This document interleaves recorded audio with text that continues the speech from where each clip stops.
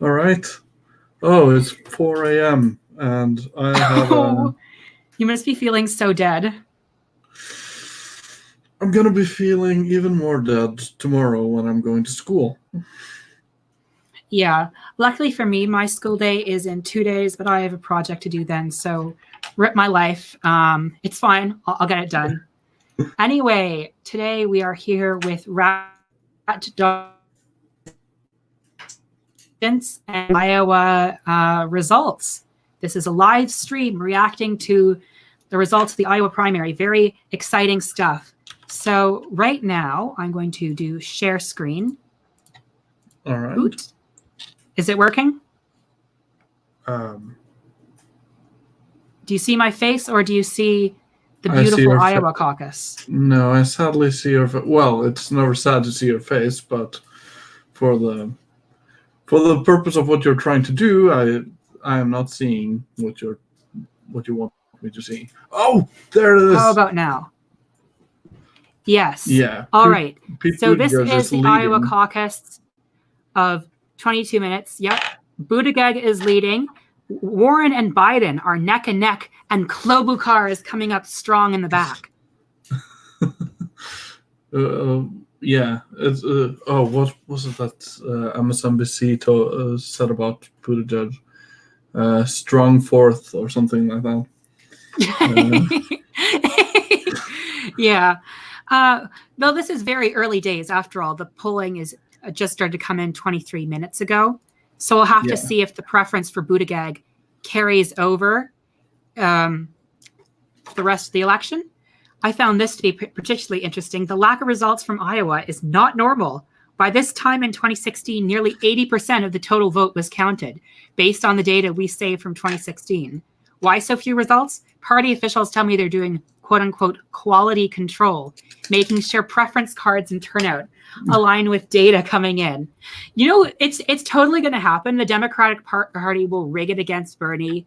And then they're going to nominate someone like Buttigieg, completely destroyed in the general election, and then it'll be like, well, the problem is that we went too far left. Oh yeah, definitely. Oh, I guess Hillary Clinton would come out of the woodwork again. Yeah, Buttigieg would nominate her as VP. She would be there like the crypt keeper. And then she would obviously, blame it all on Bernie Sanders for not unifying the party enough. He's so divisive. Unlike me. Man. I'm honestly surprised when I find out that some people actually like Hillary Clinton. Apparently people like Hillary Clinton. I mean, there was at least enough people that liked Hillary Clinton that there was a bunch of check marks raging at Rashida Tlaib when she booed her. But honestly, I've never met any of these people in real life except this one abusive Trotskyist. Wait, Trotskyist that liked Hillary Clinton? Well, I guess the authoritarianism would. Well, the appeal with her is that she's like, well, see, the thing is, I like strong women. Hillary Clinton is a strong woman, and she gets things done. And I'm also a Trotskyist. She had a really confusing, convoluted ideology that made no sense. My issue with that one is obviously that Hillary Clinton doesn't really get shit done either. Yeah, I mean, she didn't manage to get that. There was proposals for universal health care in America way back in 1992. I don't remember it was 93 actually. I don't remember Hillary Clinton actually getting that passed. No. Oh. So how do we feel about Biden today? Well, I think considering he was supposed to be the one that was up and coming with Bernie, and then the latest polls are showing him in a dismal 4th place, that is pretty embarrassing. I had predicted that Biden would do a lot better than that. I really thought that, the boomers would come out of the woodwork, and be like, well, he's Obama's VP, which means we have to support him. And that would carry him to the nomination that no campaigner Biden was, he was guaranteed to win. Unfortunately, it seems to have like Biden is just so incompetent that even the massive boon of being Obama's VP is not enough to carry him to victory. And the funny thing about Biden is this is not the first time he's tried this. This is his fourth presidential campaign, or at least his fourth campaign in the Democratic primary, and he's lost each time. Wait, what did he? I know he did it in the 80s and once in 2008. Yeah. When was the third time? Because I see the fourth time. Well, yeah, like because in 1980 something. He ran. I think he did it once in 2000. Let me just check that. Because I know he got destroyed when, his plagiarism scandal broke. That was in the 80s. And I know that he wasn't even a blip on the radar in 2008. Okay, it seems like he's only done 3. Yeah. Including this one, not 4. Yeah, because I've heard a lot of people say that he ran 3 times before. So I think it's a very common misconception, but I was 100% sure that he only ran twice before. Yeah, it seems like I think it seems like you're right on that count. Let's see. But either way, it is quite funny that, well, I guess the third time's really not the charm for the neoliberals. Yeah, he just can't manage a damn thing, that poor old Biden. He's so decrepit. He just can't manage a single sausage. Yeah. Did you see the picture of him kissing his granddaughter? Oh yeah, that was super weird. It's What was that? Oh, it was my vibrator. Oh, okay. Yeah, I thought we were going to be a little bit saucy today. No, it was just it was my phone that gave me a message that you sent something on Twitter. So sorry. Yeah, I'm sharing the Twitter video just so we can hopefully pick up more views. Yeah. But it's fine. Like either way, if even if 2 people enjoy it, that's still enough for me. And it's there's definitely going to be 2 people enjoying it, me and you. So that's all that matters. You should just spam watch a stream with our stream link. Definitely do that if you want. Be like the up and comers are taking over. Yeah. Let's see. Live updates. Yeah, there still hasn't been many updates since that. It keeps saying next update in 10 seconds, and then there hasn't actually been. Okay, here's a quote from Lisa Lear. Oh, I should probably share the window again. Here is a quote from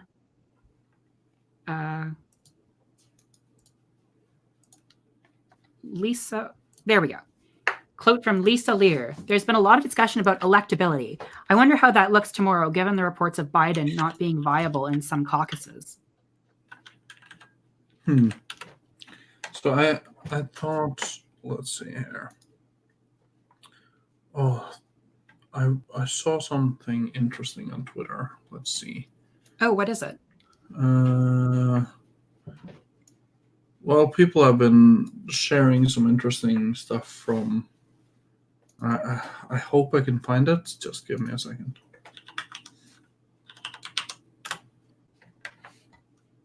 Dun, dun, dun, dun. So I'm gonna retweet you first. God damn it! Doesn't seem like they're showing county level delegate equivalents, so it's very much. Still, I mean, these are decent numbers. If I was a Pete Buttigieg supporter, which I am definitely not, What? I would be happy with this. Are you not supporting the LGBTQIA candidate? That's weird. I would have thought of everyone on the internet, Lapis. I would have thought you would support Pete Buttigieg. Jeez.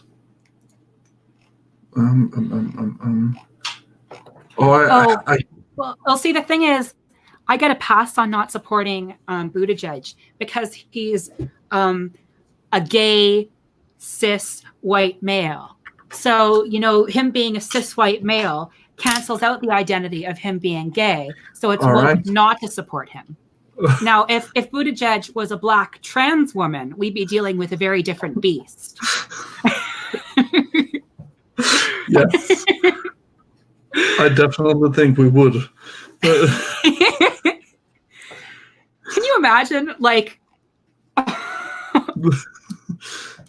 That would be interesting, though, to see, like, the first black trans woman president of the United States in 2020. Mm-hmm. That would be really cool. Unfortunately for the neoliberals, I don't think they can find a black trans woman that has the politics of Pete Buttigieg. I was just about to go all Infowars on it and be like, I don't think Michelle Obama is running this time, though. Oh, okay. So, it's terrible. Yeah, it's absolutely horrible. Did you see? Infowars is so weird. They always... Yeah, so here's new results. So Buttigieg is the first to crack 1,000. Bernie's at 800. Warren is surging. And Klobuchar is almost overtaking Biden. Oh, no. Poor guy. Man. He should drop out today. But no, he can't. He's so electable. No. Can you imagine being the front runner and not even crack the top 4 in the first state? Like in the national polling, he is still the front runner. Yeah, it's the South. It's the South that's really boosting him up, and he has a lot of support among Southern older Black people. Yeah. So do you? And they didn't bother watching the debates that showcased, the train wreck. So do you follow Dan Arrows on Twitter? No, I don't. Oh, you should. He's great. He actually posted. I know you will like this because since you're a Delaneyite. He posted like how Delaney can still win. He still has a path to victory. What? Delaney still has a path to victory. Oh yeah, definitely. I just posted it in the chat. Ooh, I'll just copy the link and then we can share it with the stream.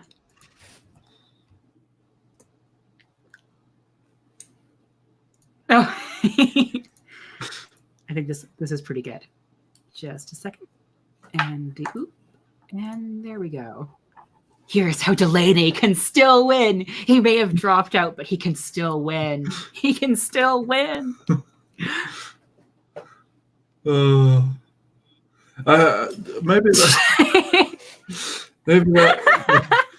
that's how Didn't who was it that did that? Was it Beto O'Rourke that like relaunched his campaign like 4 times or something? Yeah, like Beto O'Rourke kept retrying a new method because the first time he tried launching his presidential campaign, everyone's like, so Beto O'Rourke, why do you want to be president? He's like, oh, I just feel like I was born to be in it, man. Oh no. I like the surfer dude. What's his name? I can't remember all of these. Like, how did half of America decide to run for the Democratic nomination?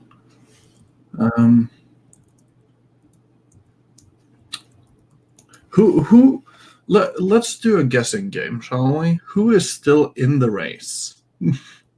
Well, let's see. Is Marianne Wilson still in the race? No, she dropped out like a week ago. Oh, that's so sad. Yeah. I mean, here's the thing with Marianne Wilson. I liked what she was presenting in 2020, but I really, really hated her politics back in the 80s. And not in the usual way where, oh, she's like a Republican, like Elizabeth Warren or something. No, but she was like a kooky cult leader who told gay people to like write friendly letters to their aides, and she said that AIDS was like well, angels in Darth the, Vader's clothing, and they had to write, as like a little exercise, they had to write letters to their aides, to be like, oh, AIDS, I really hate how you're destroying my life. And then the aides would reply back, well, I hate how you always see me as a burden. oh man, Marianne Williamson. Yeah, and like I feel bad because on one hand, yes, she was supportive of gay people in the 80s, but on the other hand, that support was so batshit crazy that like I don't even know. It's almost like victim blaming, the stuff about the AIDS. And the AIDS being angels in Darth Vader's clothing. It's just, it made me feel so uncomfortable. So after that, yeah, I was off of Marianne Wilson. Beto O'Rourke, he's out. Yeah. Dropout Delaney dropped out like 2 days ago. Sad stuff. I know. I had high hopes for him. Kamala Harris. Oh, yeah. Kamala Harris. Thank God that she's gone. Yeah. Who else dropped out? Let's see. Mike Gravel was in for like a moment. Inslee. Who's Inslee again? I think he was like a senator of Oregon or something, and he was big on the environment, and he dropped out. Is it Ben Inslee? I think it's like Jay Inslee, something like that. I found it hilarious that there were so many challengers in the Democratic nomination that we literally cannot remember all of their names. Yeah. Wait. I can't remember. Anyway, you had... some more updates from the Iowa caucus. All right. I'm just about getting the screen share up, and here we go. So Sanders has cracked 1,000, first candidate to do it. Warren surging ahead of Biden. No, Klobuchar, you need to catch up, sweetie. Let's see. Tom Steyer. Poor Andrew Yang, man. But it seems like the Yang gang is heavily on like, hey, let's just support Bernie for this one. Yeah, which is good. If I don't dislike Andrew Yang. Of all the other candidates, he's probably the second best. Could you click on Deval Patrick? Or is it possible to click on the people? It seems like Cory Booker dropped out. Yeah, Cory Booker has dropped out, but is that Cory Booker on the Deval Patrick? I think it is! Or maybe he just, let's see. Let's confirm this first. Deval Patrick.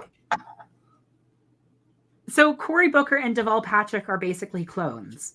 Okay. Is this me being racist? I don't understand. Cory Booker. It's possible. And I was so upset when Cory Booker dropped out. I was so happy to see Cory in the house. It seems like they look like the same person, but with different lighting. Although Booker has more of his head shaved. Okay, so I just zoomed in on the image of Deval Patrick, and it turns out that it's just me being racist. It was Deval Patrick in that photo. Tisk tisk. Yeah. Well, I'm ready to get cancelled. You should be. So I guess my favorite candidate, like my number 2 candidate, has always been Tulsi Gabbard. Yeah. I mean, I don't hate Tulsi Gabbard. She's the meh. Like, I think that there's some things that things she said in like conversations with like, Rubin and on Fox News and that sort of stuff that I object to. But, she's not as bad as she was in like 2015. Yeah. Well, in 2015, she also resigned from her DNC chair position. I have a lot of mixed emotions about her. Same with like Andrew Yang. But yeah, we'll see. Yeah. Okay. So Andrew I am Yang is- surprised at Buttigieg's success so far. I did not think he'd be doing this well. I don't like this though. I mean, it's good on one sense because Bernie Sanders is, clearly running neck and neck with Buttigieg. Yeah, And it if is important Biden that drops Biden out, yeah, it is important that Biden is far below them. like ideally, we win Iowa and New Hampshire and South Mexico, and then Biden drops out. Because if Biden drops out, Pete Buttigieg's legacy with being a horrible racist will completely prevent him from winning any of the black vote. Yeah. So what I'm hoping is that we go on to basically that Biden is unable to win any of the first 4 states, which breaks up his momentum completely, and that we go into Super Tuesday and he has such a devastatingly disappointing Super Tuesday that he drops out there and then and there. That will be the best thing for the country of the United States. Yeah. I feel like Biden would be harder to beat for Bernie Sanders than Buttigieg. Okay, it's updated. Bernie Sanders is neck and neck with Buttigieg right now. Oh, you're right. Our audience has to see this. Okay, where are we?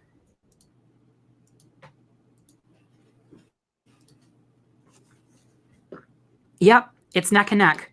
And Elizabeth Warren is doing pretty well too. She is probably I don't hate Warren. I mean, she is kind of like some cringy takes, like the one where she's like, we need to green the military. And that whole business where she's like, Bernie, you lied. You called me a liar on national television. When you called me a liar on national TV. Yeah. and then of course the whole stuff with her being like a fake, pretending to be First Nations and being like, actually, Trump, I had a DNA test done and I'm 0.01% Native. So you can't say I was faking it. Oh, no. And everyone was like, Elizabeth Warren, what are you doing? I know. It was so bad. And like the people from the actual First Nation, from like a Cherokee band that she was claiming to be in, they wrote up a message saying, okay, like this is not okay. Like this is playing into the racist history of blood quantums that have been used to deny Indigenous people our rights and sovereignty. Being Indigenous, having our identity is not tied to DNA. And they were like, and she was like, oh, I'm sorry. But I mean, she should have consulted with them before doing such a ridiculous thing in the first place. Yeah. And also what was it? The cookbook that she made. Pow Wow Chow. It sounds racist even to say. And I just love how she had like some crab cakes and stuff like that from a tribe that's landlocked.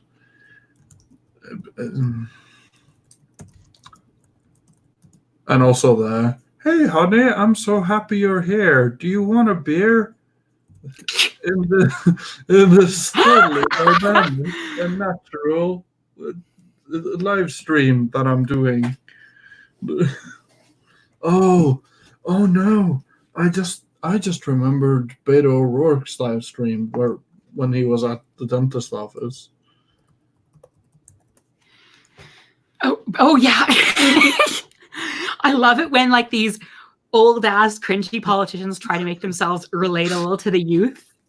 But like when I think about that, I just think that that Beto O'Rourke and Elizabeth Warren and a couple others of these people, they must have seen like the way Hillary Clinton did her 2016 thing with the Pokemon Go to the polls and just chill in Cedar Rapids, and they must have seen it and gone like, you know what, that's what I'm gonna do. I mean, that's a modern campaign. That's why Hillary Clinton won the millennial vote. Just because she referenced Pokemon Go. Oh no! Actually, we need to thank Hillary Clinton because her endorsing Pokemon Go single-handedly killed it as a cool thing. Yes. Uh, but yeah, we should do like a politician blooper reel kind of thing. Where we like introduce them, Yeah, and then like a we little look them in a little snippet. yeah, we just look at the cringiest of the different politicians and how they're trying to be cool and hip and tubular and radical. Tubular. Yeah, that's I feel my- like no one has ever said that unless they lived in California in 1991. yeah, that's basically And only in that moment. that's basically Michael Bennett. It's totally tubular, bro. Totally, Does he sound like that? totally radical. Yeah, He does. he sounds like he always wants to like. He sounds like he is meant to walk up on a debate stage with like a surfboard and be like, "Hey, bros, it's totally tubular, totally rad so cringy. here." Mike Bennett, how old is he? He must be like 55. Let's see.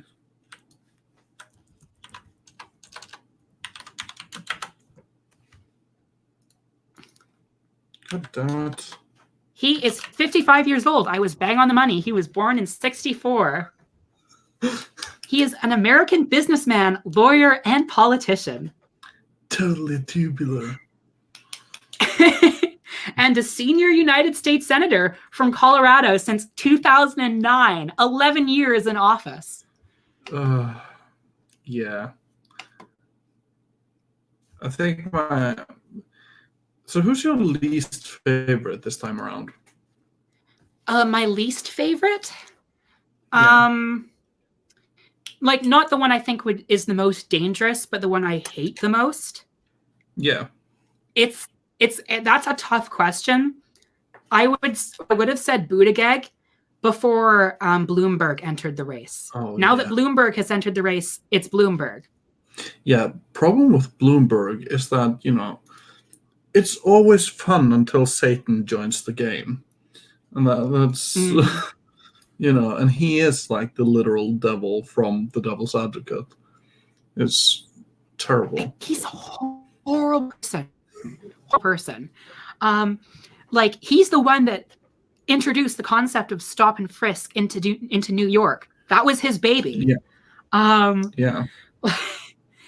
And it was his millions of dollars in donation funds to a Republicans' re-election campaign that stopped the Democrats from getting control of the Senate in 2017 when Doug Jones won the Alabama election campaign. There was a Republican that almost lost. They only won by 1.5%.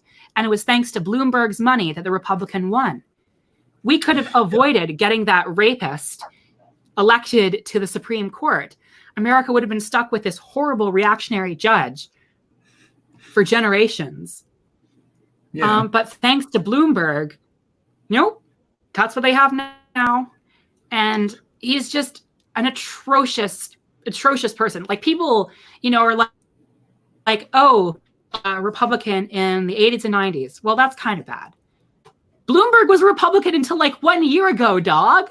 Like, he's so bad. He's so bad. The more you read up on him, every single position, just terrible.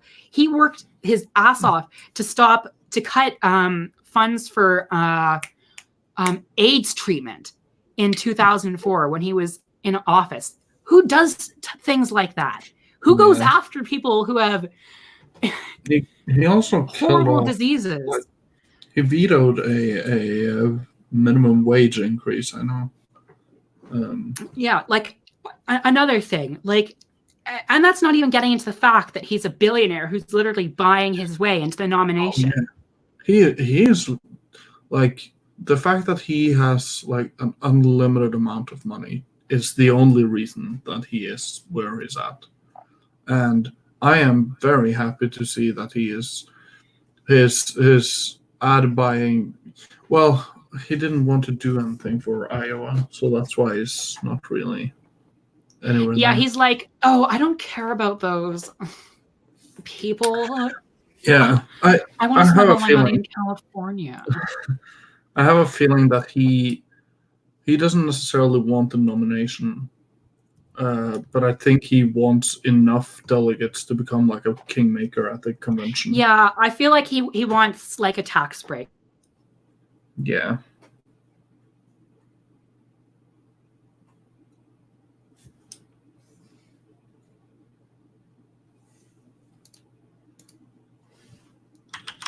Are you there?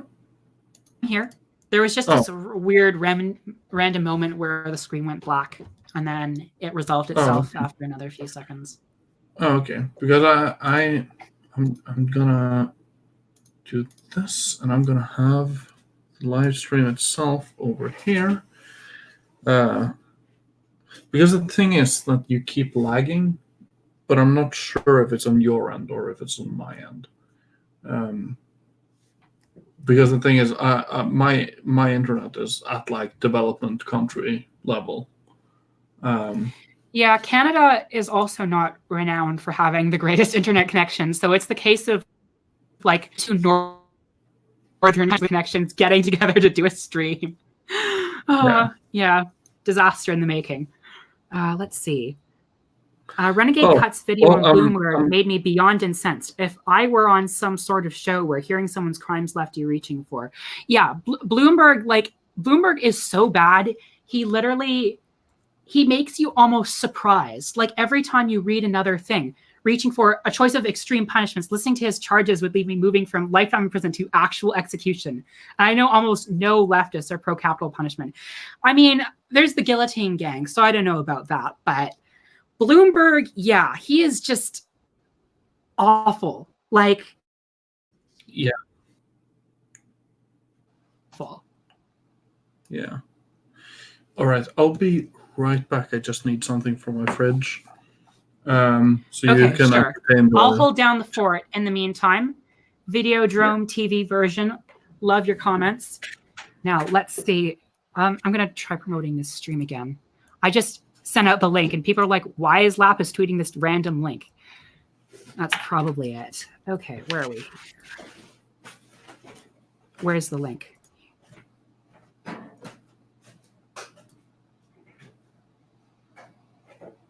All right. Now...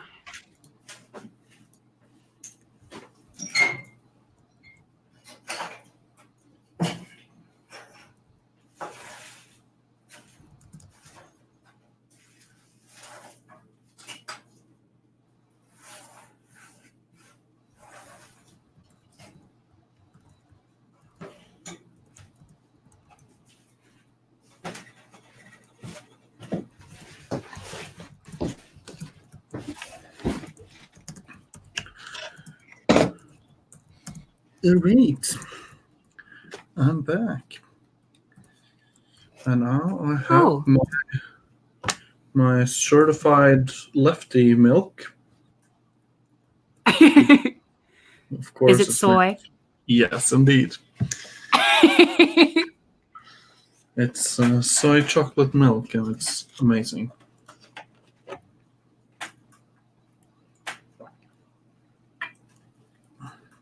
And anyone that disagrees, they can fight me in real life.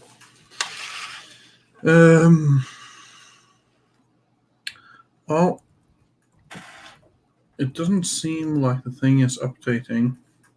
Yeah, that's the one problem with this little New York Times whatever shebang. It really doesn't seem to like actually providing you with the information. Yeah. So I was wondering, is it possible to like with a screen share thing? Oh, she froze. All right. I guess I can entertain the people and reach out to them until she comes. Oh, there you are. Welcome back. Yeah, I just tweeted something and that caused the screen to have a momentary delay. It's fine. Oh, okay. Yeah. Well, so what you're saying is that your bandwidth cannot handle Twitter as well as you streaming. Well, it could be also that other people are taking it up by watching Netflix or something. Oh. on the flat screen TV. Yeah. And I All also had YouTube open in another thing. Yeah, I don't know. Normally, it isn't this bad. For some reason, it was this bad today. And look at that. Tweeting my video out properly actually increased the viewer count. Hello, everyone. Welcome to the Iowa stream. Everyone here, I hope you are ready for Delaney's surge. Although he has no delegates so far, I'm still holding out hope that the good people of Iowa will come out to Delaney and it will make him reconsider his hasty resignation. John just doesn't realize the groundswell of support for centrism in the American people. I am 100% sure that he only suspended his campaign in order for people to notice that his campaign was a thing, and now it can build itself up from the ashes. Yeah, like a phoenix. It's rising from the ashes. Yes.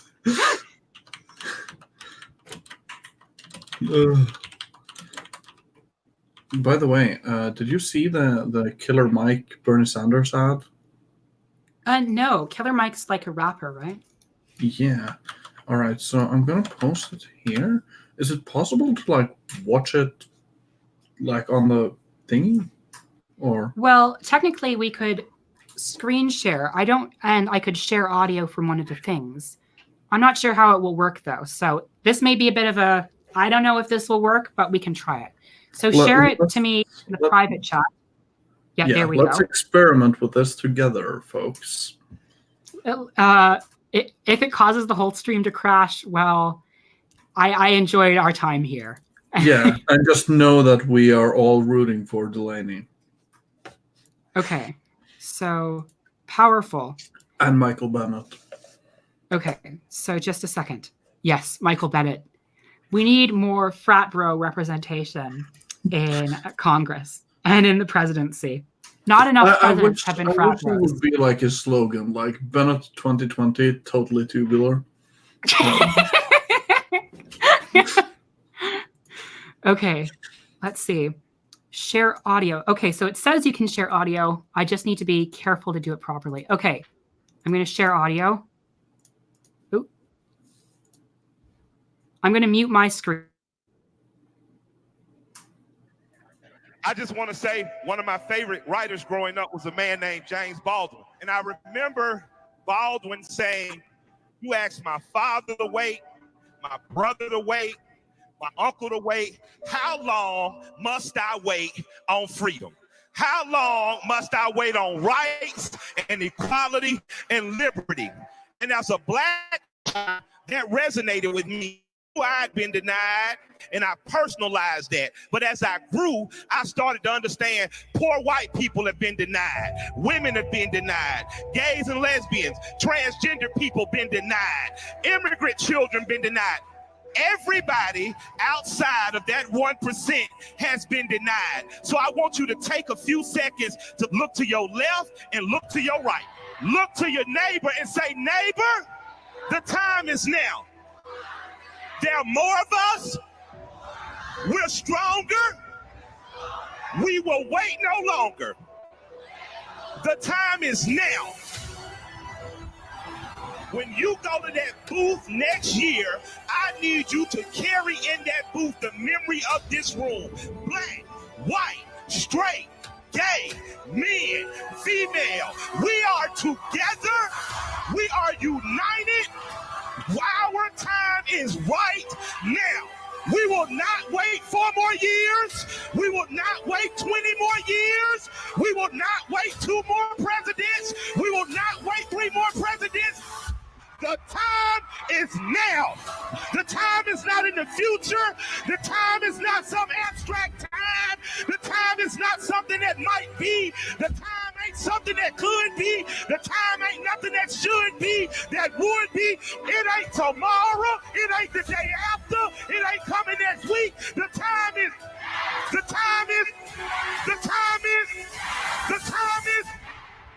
Senator Bernard Sanders will be the next president of the United States of America. Thank you all.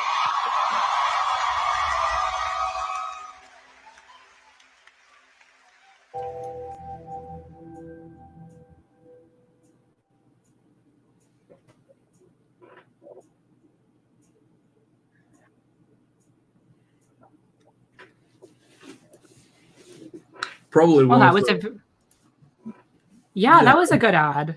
yeah. I think it's fan made, to be honest. Really? So it wasn't put out by his campaign. It was like edited together by the mic. Yeah, it was edited together. Let's see. We are Goodnight Productions. I think edited it together. I'm not sure what that is. Oh, But yeah. we've got some more tweets from journos. So do you want to go over the journo tweets, or not really interested? Well, let's do it. Let's put ourselves through this. Let's see. Another reason for the results delay. Oh, wait. Let's. It's Cory Booker may have dropped out, but he won a state delegate at a caucus at Drake University in a protest move by Yang, Klobuchar, and Biden supporters. Well, you know what? I'd rather they vote for Booker than Biden. So I spoke to a woman who was driven to her caucus site by a friend supporting Sanders, so she felt pressure to back him. This is public voting. Yeah, I don't really like the caucus format. I wish you could just do the straight ballot thing. But at the same time, it does make for an appealing visual when you see this huge crowd of Sanders supporter and then like two like septuagenarians for Joe Biden in the corner. Yeah, that's the thing. I think that might actually be the reason why Joe Biden is doing so poorly, because all of his fans, all of his true fans are ancient. And, you know, old people don't want to sit in a gymnasium for hours. Mm-hmm. So, they just want to mail in the ballot so they can spend more time on bingo night. Indeed. And, you know, feed the birds. Yeah. Biden's campaign insists. Okay. Biden supporters in Des Moines 41st tried to get viability on second round and gave up. Precinct captain freed them to join other candidates. Some Biden donors have been on the edge in recent weeks, terrified by the prospect of a Sanders surge. The donor class reaction is important to watch. The latest one that I get to see. Wait, when did another reason for the results delay? Blah, blah, blah, blah, blah. All right. Okay. I don't know why, but I think the New York Times webpage got bugged on my end, but I think I fixed it. And by I think I fixed it, I just mean that it fixed itself. All right. It's really weird. So the reason for the results being extremely spotty and terrible in Iowa is because apparently the incompetent DNC decided to make everyone use this archaic app to report the results. All the precinct captains have to use this app. And everyone got so frustrated with how useless the app was that they decided just to uninstall it from their phones. Oh, no. Okay, so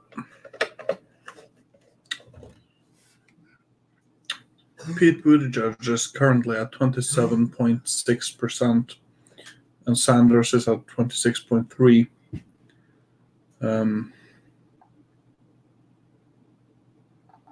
But it doesn't update. Is it a reason for it not updating, or? I have no idea. It keeps saying next update is in 0301, and there isn't any. So we just kind of have to wait around until we get an update, which is frustrating but expected from these. Yeah. Maybe they only had like a total of 4,000 people showing up in the entire state. I think Iowa has like at least 1 million people. If not like 3 million. Let's find out. Iowa population 3.156 million as of 2018. So if only what was it I said? 4,000 people would have showed up for the caucus.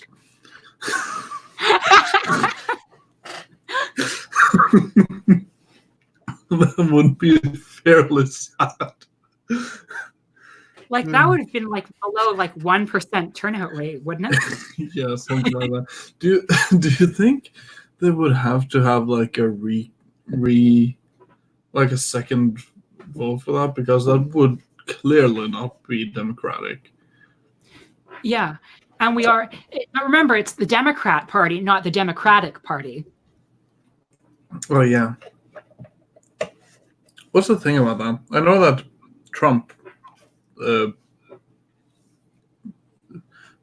the whole Democrat where he was like, yeah, I like to call them Democrat Party because it ends in rat. And I'm like, did he was the one that started that? I just thought it was his boomer supporters. He actually Oh yeah. And he started I'm not sure if he started, but he said the thing that you're not supposed to say out loud. And he did it at one of his rallies, and people were cheering him on. I mean, that is basically Trump's whole shtick. He says things that people say are politically incorrect, but really it's just the lowest common denominator of opinion. And people hear because their biases are confirmed. Like, it's really not very challenging. Yeah. Come on, New York Times. I'm going to reload this page. Nope, still nothing. Does anyone know if there's any site that's... So we've got... Biden is still getting really high odds in this polling. He's at 28%, even though so far he's lagging a lot in the other polls. Apparently on the first vote, Biden has got 13.1. Tied with Klobuchar.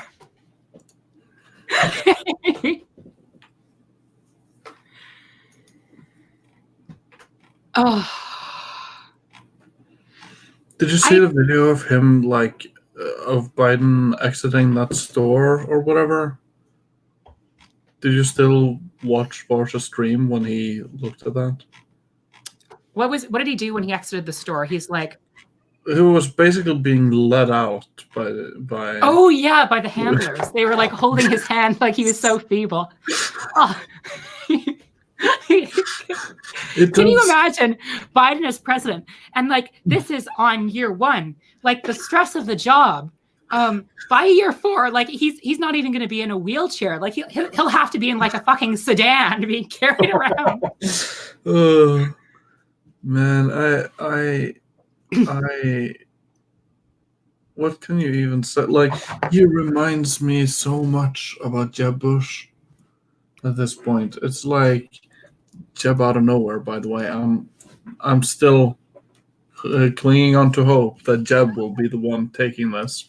Like, here's the thing about Jeb Bush. Yes, he was an establishment ghoul, but at least he was a good meme. With Joe Biden, Joe Biden's campaign slogan is basically, you shouldn't vote for me. Oh yeah, you should vote for someone else. Did you watch did I send you that one? The compilation of all the times Joe Biden's been like, yeah, you should vote for somebody else. When they're like, hey, Joe Biden, are going to do something about fossil fuels in your climate plan and the money you get from coal burning companies. He's like, you should vote for someone else. Yeah. Like, it's almost as low effort as when Pete Buttigieg was like, what did he say again?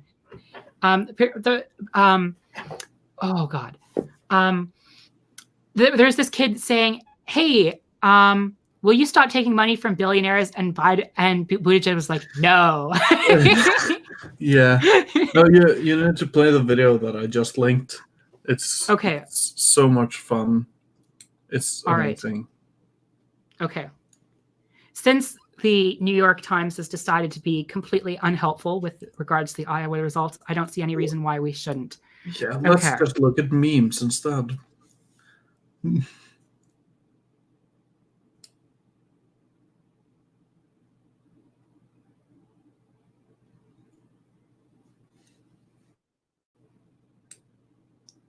My long friend, time friend, and she's a friend. She's been my friend in and out of public life.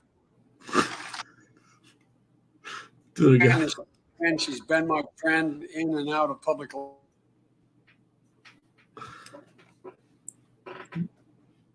I honestly, sometimes I don't even get what he's saying. No, no one does. She's a long time friend, and she's my friend. Has been my friend in and out. Oh, Do you remember man. when Joe Biden was like, make sure the kids hear words, turn Yes. on the record Turn on the player. record. Oh, And this man. was a question about how he would resolve the legacy of segregation. And he turned it on to making sure the kids hear words Oh, on the record God. players. Gotta let them hear the words on the radio, the record player. Oh, I fucking love it. I love the election cycle. Like, in so many ways, this election cycle has made like 2016 to look almost tame. Yeah, I mean, I feel like these sorts of elections in America, they're personality contests, they're circuses, they're spectacles for people to enjoy in a similar way to people enjoy sports teams. And that's a very, that's not really how we do things in Canada. Like, the election cycle is extremely boring. And Yeah. like, Here too. Oh, we just had a sad thing happen here in Norway. oh, what happened? Okay, so our government has, the last couple of years, we've had a far right party in our government. Basically a fascist party, but a lot of people wouldn't say that they're fascist because whatever reasons. And they recently left the government because they disagreed on. Basically, there was like a Norwegian woman that went down to Syria to become like an ISIS fighter or whatever. Yeah. And then she had children, and one of the children got sick. And so the Norwegian government got the family home back to Norway, and now the mother is being persecuted. So the fascist party didn't want them to get the woman home at all. They were like, no, fucking leave her in Syria. And that made them leave the government. Now, that in and of itself is a good thing. Yeah. It's always a good day when you don't have fascists in government. However, their party was at around 9% when this happened, and now they have surged up to like 17%.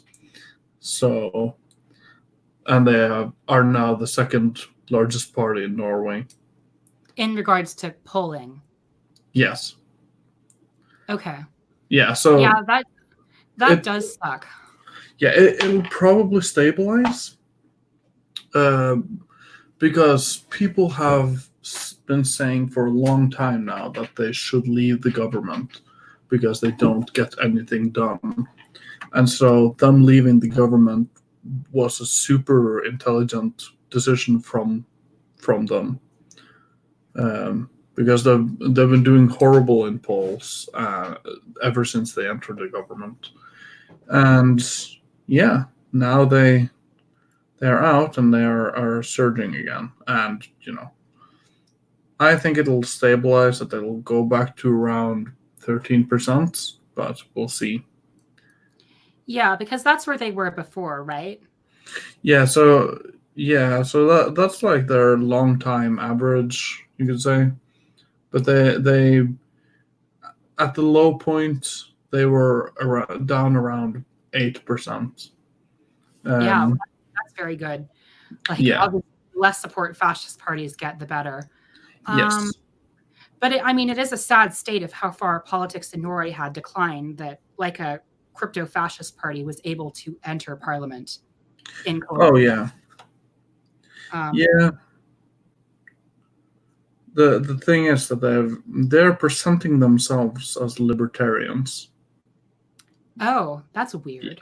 Yeah, which is Are they- funny because they're like the most authoritarian pro-police party in the parliament. So you think like a lot of people are fooled by the branding? Yeah, they're very populistic, and they've been so for many years. I think like they are the main reason why populist is almost like a bad word in Norway.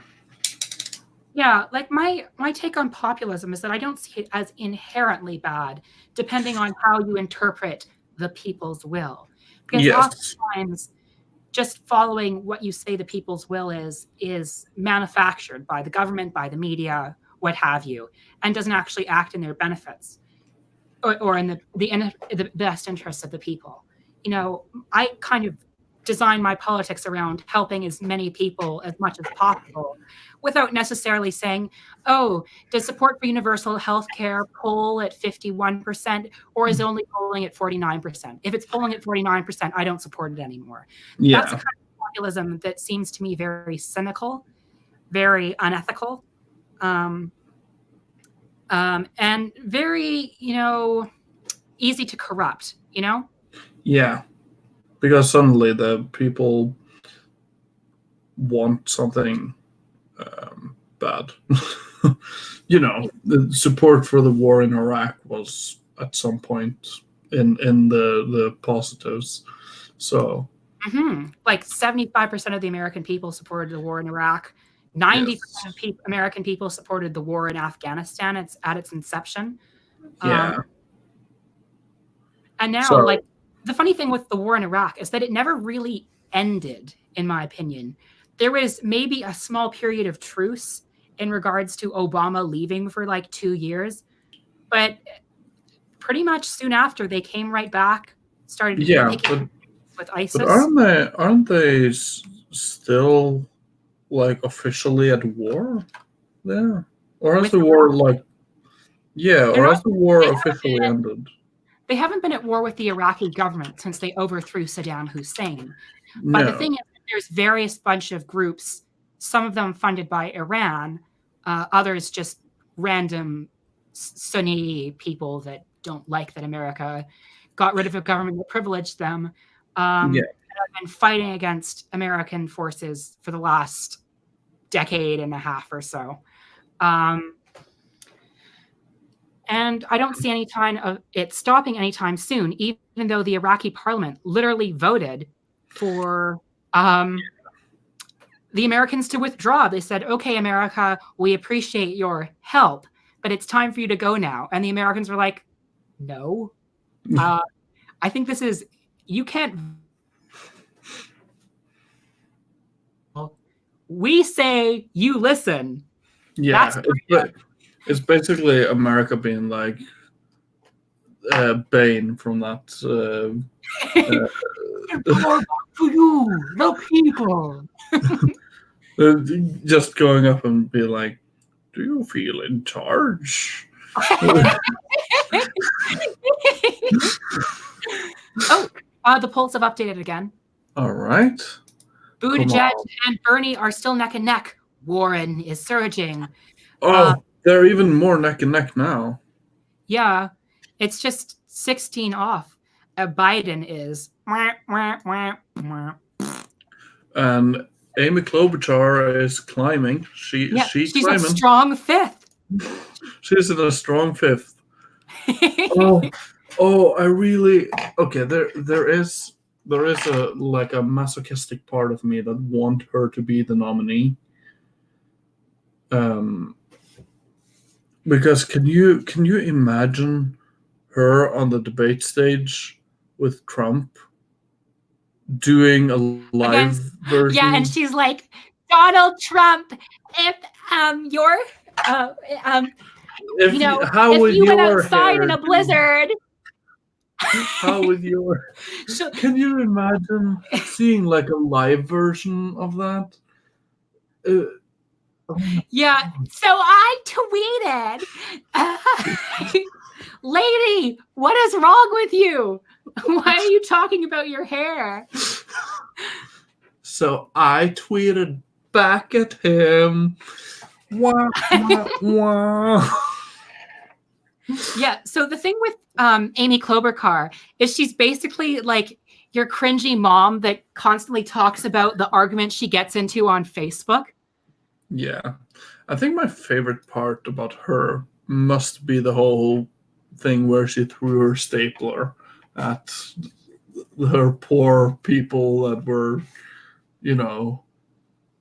doing volunteer work for her. That was the thing that initially got me to hate her, because a lot of people in like the centrist checkmark space on Twitter were like, oh my goodness, what a girl boss, we stan. If she was a man, we wouldn't even be talking about this. Women are held to such unfair standards, like not abusing their employees. Yeah. Oh, I hate it. I hate that kind of feminism. I hate it. I hate it so much. But anyway, the weirdest thing with Klobuchar for me is that apparently she ate her salad with her comb. Jesus. Like, that's just, like, who even does that? Hey, should we try to get some more viewers? If you at June on Twitter and ask her to come join us, do you think she would? Definitely not. Like, I know we're mutuals on Twitter, but like, I mean, you could add her. You do it. You can put your neck on the line. Okay, problem is that if I add her, she's just not gonna care. I know. Okay, what we're doing is you can add June and I can add Bosch, and then we get them to both come here just to like push this stream to the top of the YouTube tier list, and then we say goodnight to them, and then they can go back to their respective lives. So, and then do we really just okay? We'll try this. I don't know. Okay. I'm not going to force you to actually do this. Okay. Let's see. And please show the stream what you're going to tell her. Of course. Just give me 1 second. Second.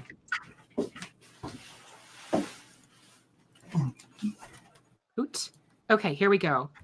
At June, do you accept John Delaney as your personal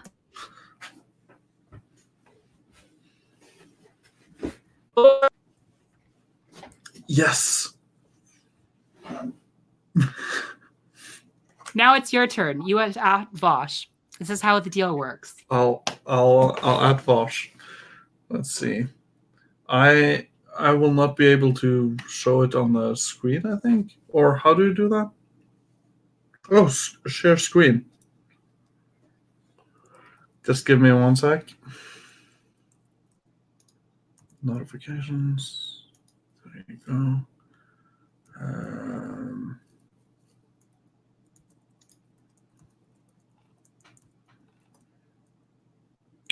Which one was it? Was it this one? Yes, and share screen. Which one is it? It must be this one. Ooh, do I have to add the secret one to you? The stream? Wait, what?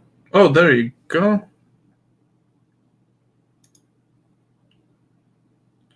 All right.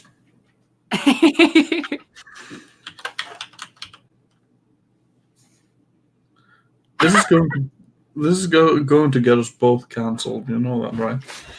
Oh, of course.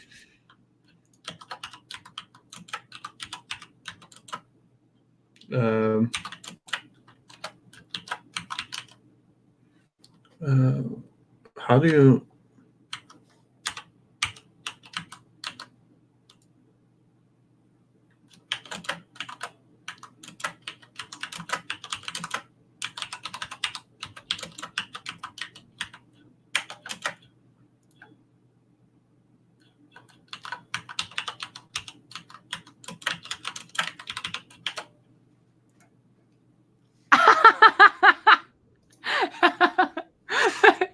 I mean, centrism is spelled with a C, but it's still good.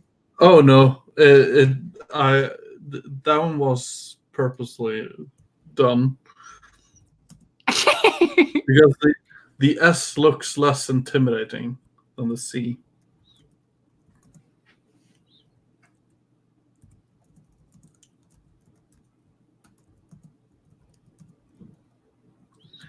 All right, now everyone is in the chat is going to be like, yeah, so this guy doesn't know how to write in English, does he?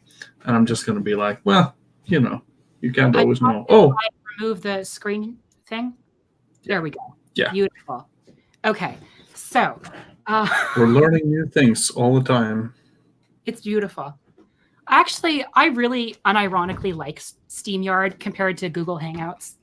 Like at first, I was not big on it, but I don't know. It's grown on me. I feel like it's easy to use. And Hangouts is dead anyway, so. Exactly. Like, I don't know why Google decided to cancel like literally one of their most popular services for no good reason. Like, don't get me wrong, like Google Plus was a giant mess and no one was using it. But Google Hangouts was one of the few features that was actually somewhat useful, at least if you were a YouTuber. I mean, I know that Google owns YouTube, but anyway. So I have no idea why they decided to cancel it. I have to show something. I just saw something. Oh, yeah, I saw something on the New York Times results, and I want to show the audience too. It's very good. Wait, how do I share again? Do I need to? Oh, do I need to? I've done it. Now you can see my screen. Look at this. Okay. Elizabeth Warren has pulled ahead of Buttigieg. Oh, no. Bernie Sanders stormed the lead with 1,811. Pete Buttigieg, he's starting to vote. And Biden is below Klobuchar. He's coming in fifth. Do you think Amy Klobuchar would be the first one to hit 1488?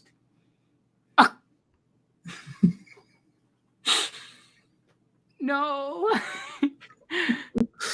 Okay, so I'm gonna. Considering Buttigieg's past, I think that he'd be the one to hit 1488 first.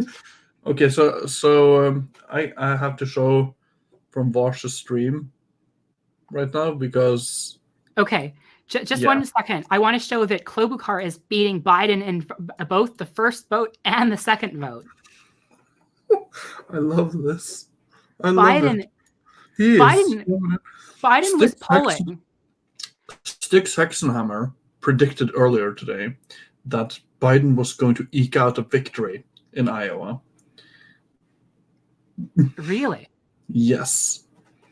And the thing is, shows how much.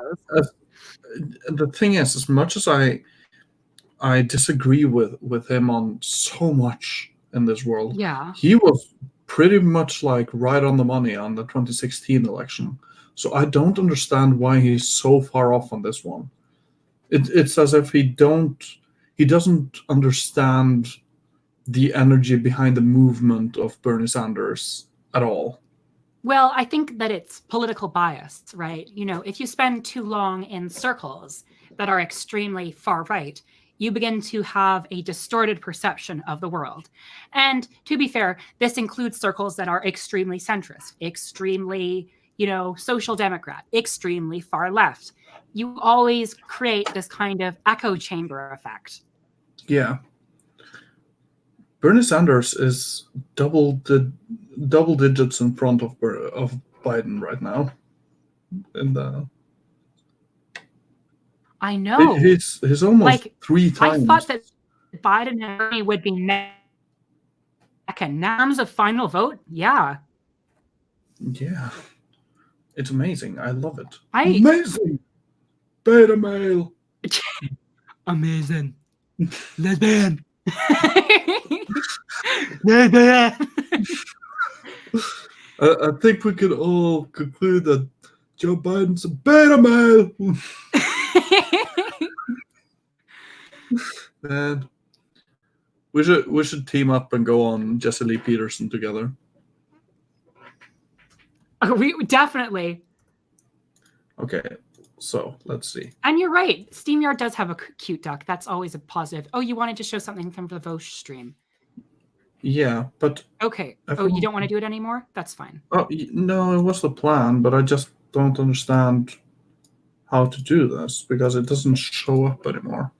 Well, I can add you to this. I can add it to the stream if you want. Oh, all you have to do is say yeah. the word. Yeah. Okay. So Vosh is wearing a tinfoil hat right now. I can't hear him. Did you forget to no. select the audio?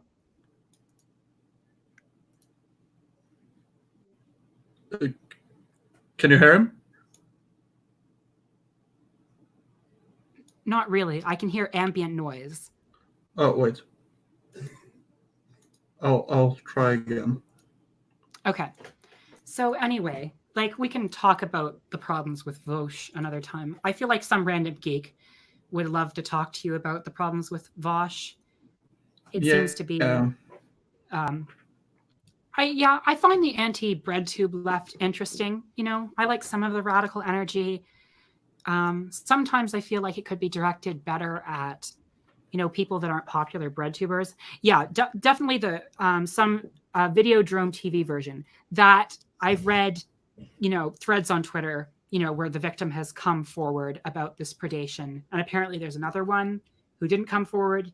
There weren't any screenshots, which I found weird, but no, we should believe the victim when these things come up. So yeah, that's my take on that. And I wasn't necessarily a big fan of his content anyway, but that's beside the point. We are here to look at Iowa, not gossip about BreadTubers. Thank God. Yeah. No, I think I don't know. I feel like Vosh is mostly being a force for good, but like he certainly pulled me way further to the left. So, but you know, I don't know about the whole drama thing, and I try to let the merit of what people are saying be the most important when I watch their content.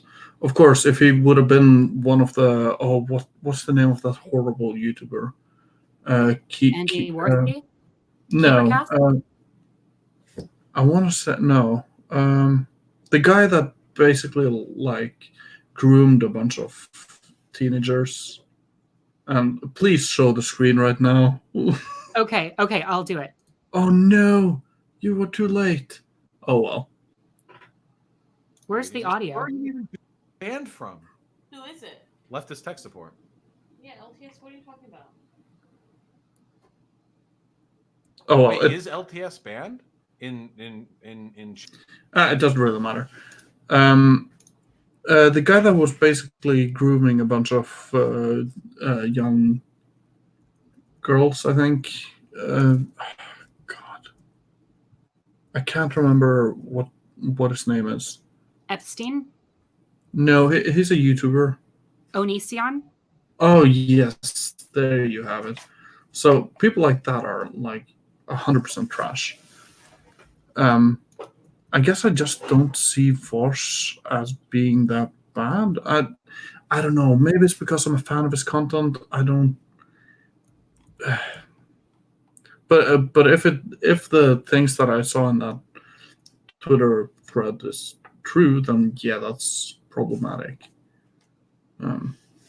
Yeah, I mean, I would appreciate like a little more of openness about this because, I mean, honestly, the Twitter thread got barely any traction. We only have some screenshots of it. And I'd like to hear more, both from the other victim who he apparently treated worse and from, you know, just other people, because there seems to be a lot of people that have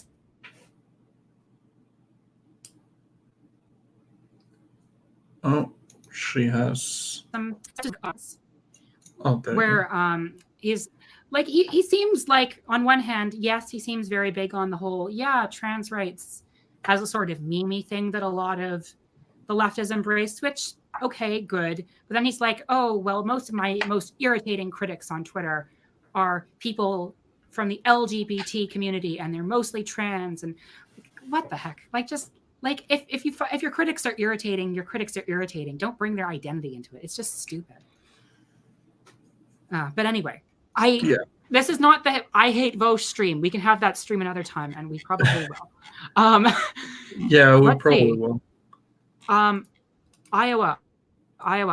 Any more? Nope, no more.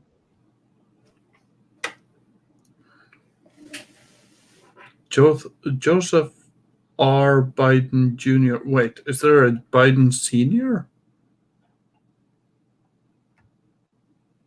Oh, you're looking at the tweets from the people? No, I'm just looking at his name right now. Joseph R. Biden Jr. What's the R stand for? Probably something really snobby like Reginald or Richard. Robinette. Robinette? Robinette.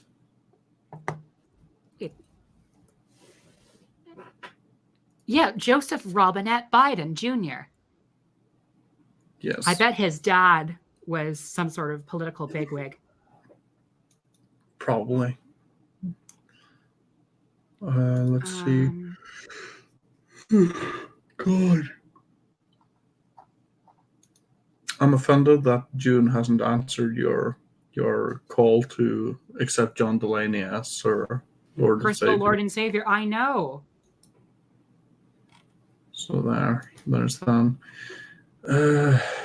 How oh, you want to screen share again, or are you good? You just Oh no, I'm good. Right now I'm just browsing. Yeah. I have so much Warcraft 3 stuff going on right now.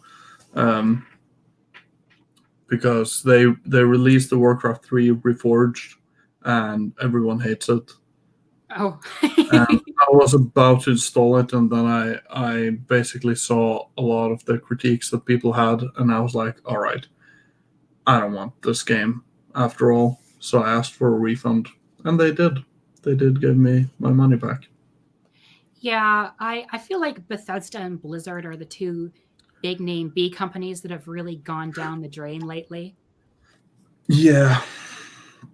It's horrible. Like Fallout 76, train wreck. I barely follow it, and even I know it's a train wreck. Yeah. Like, it seems like more and more, and Blizzard, didn't they try something similar to Fallout 76 that was also a disaster? It was called like Arena or something. Heroes of the Storm, I guess. Maybe. I'm not I sure. don't know. So yeah. Let's see, I can delete that one. God, it's getting late. We had to make. So yeah, I've never played BioShock Infinite, but apparently, like, they have this really charismatic leader called Daisy Fitzroy, and she's like, yes, people power, and kind of like the analog to the Black Panthers. And then the other villains are the white, like Klansmen, like old school Colombian sort of U.S. white nationalism, big on Christianity, all that sort of nonsense. The game basically tries to present them as like, oh, aren't these both sides so extreme and terrible? Like, you have one side that is racist and another side that is too anti-racist. Oh no. Oh. Heavens to Betsy. Like, the anti-racist side might kill some of the racist white people. Oh no. And unfortunately, that is a somewhat common trope in media and video games, where they try to, like, it's kind of like a failed attempt at creating a compelling, interesting conflict where you can sympathize with both sides. Just have both sides be terrible, except one actually isn't terrible at all. They're just good. But the centrism of the game developer's mind has kind of clouded them to the possibilities. Anyways, is there something you want to show us here? Yes. So it's Joe Biden. I'm the only one with broad support. So I haven't watched this. So I just thought, since it is Iowa night, let's just, take some time to see what the candidates are saying. Of course. All right. It's the night before Iowa. This is not your first rodeo. How are you feeling? How does it feel out there? I'm feeling good. There's a lot of energy out there. There's a lot of enthusiasm. Been in a lot of counties all over the country, all over the state, and it feels good. I think it's going to be very close. The Iowan voters are really more energized this time than any time else. You have a bus that says this is about the soul of the nation. Oh, We feel like man. this is a race. The Democratic race is about the soul of the party and what the party stands for. I think the party's united in making sure that, one, we want to reestablish what I call the soul of the nation, some decency, honor, respect, treating people with, in a way that is not degrading. And How is he the front runner? How is he the front runner? He can barely speak. I mean, as according to like videos we've seen this night, he can barely move. Let's see. so I think, and we have very big differences on what constitutes healthcare, what constitutes how we approach climate change, what constitutes education and how we approach it. But we're all the same thing. And those aren't big differences.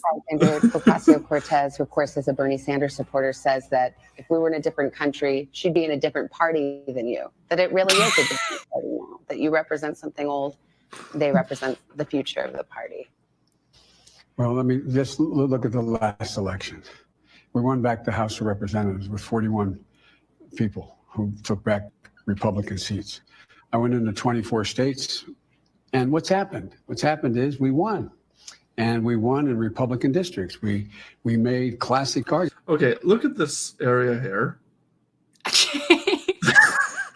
I just want everyone to notice how his wrinkles are just disappearing. And then this area is like completely smooth. What's with that? Did he just lather on makeup or something? Or is it Botox? It's probably Botox. Oh, Biden. Bernie Sanders has an overwhelming majority of the young voters under 50. Not under 50. Yes, under 50. I don't believe that. More than you? I don't believe that. I think he has a significant number of voters between the ages of 18 and 30. I think that's true. And a number of the millennials that are a significant number of millennials. But I think I'm the only one that has broad support with brown, black, young, old, women, men, working class folks. So I don't buy into that. What is your argument to young voters who think, well, Joe Biden represents a different kind of politics that's been done before? Pete Buttigieg says it represents an old playbook, and so nominating you is a risky choice. Well, you think nominating, was it this or a third term for? Let us experience that again. Nominating you is a risky choice. Well, you think nominating, was it this or a third term for Barack Obama? Would he say it's a risky choice? Is that how you see it? A third term for Barack Obama? No, my point is I see it as immediately. Look, one of the reasons I run is because of my experience. Who's going to be ready on day one to pick up the phone and tell any world leader, and they know who he is and he knows who they are? Let's talk about impeachment. The Republicans are on track to acquit the president this week. If I was Biden, the second she would be like, let's talk about impeachment, I think I would go like, let's rather not. Let's not talk about how I am corrupt. Yeah. Well, here's the thing.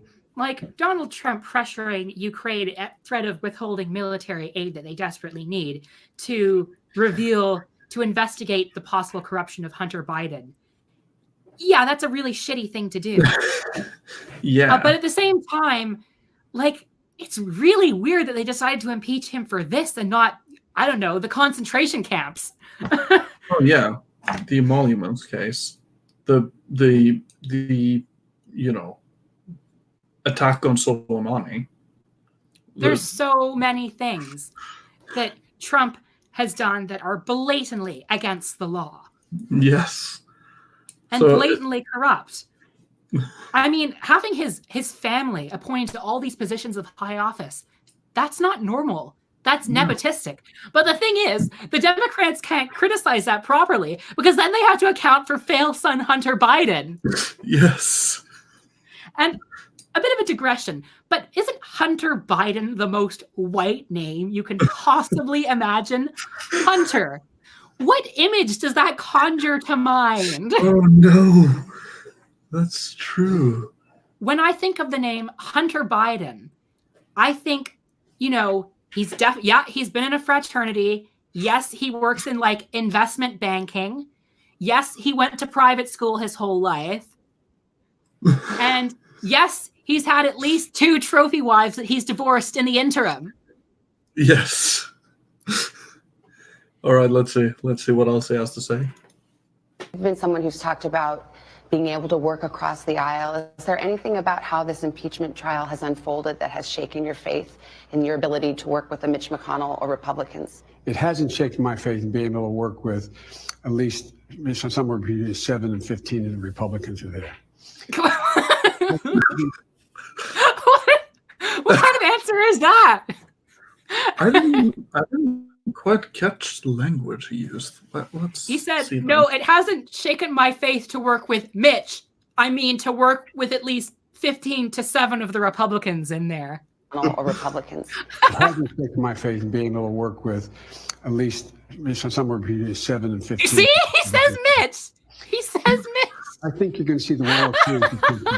So you think you can work with Mitch McConnell still? I think on certain things I can work with, and my hope is he won't be majority leader any longer. Because the other thing he's going to be able to help Democrats win back the Senate. Has it occurred to you that there's a certain irony here that here the president is accused of and has acknowledged wanting to get information about your son Hunter and his dealings with Ukraine, and this process of impeachment has ensured that everyone knows about Hunter's dealings with Ukraine? That's a good thing, and no one's saying anything wrong with his dealings with Ukraine, except they say it sets a bad image. Well, do you agree that it sets a bad image? And my son said that. Do you think it was?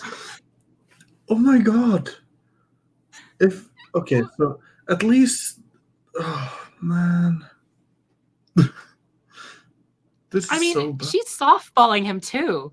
That's the sad thing. She's not even going all in. She's being nice, polite, measured in her questions, and Biden is still collapsing like a stack of cards. Let's see. It's wrong for him to take that position, No. knowing that it was really because that company wanted access to you. Well, that's not true. You're saying things you do not know what you're talking about. No one said that. Who said that? Don't Who you said think that? Don't you think that it's just one of those? He is so easily antagonized. It's I know. Here's the weird thing. I'm surprised he hasn't touched that woman yet. It seems like there's not a woman he ever can meet in a room without laying his hands on her. yes, it's weird that he Maybe if hasn't she was a bit kissed her hair. younger. Yeah, maybe if it was his granddaughter. Too far? I don't know. No, keep going. That seems kind of sleazy. Why would he have that job if not for who his father was? Oh, I've seen this clip. Listen to the answer he's going to give to this one. Sleazy. Why would he have that job if not for who his father was? Because he's a very bright I guy. guess.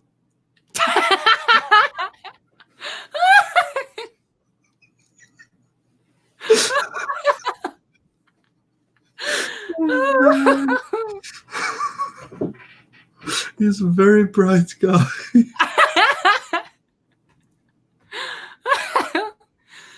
Imagine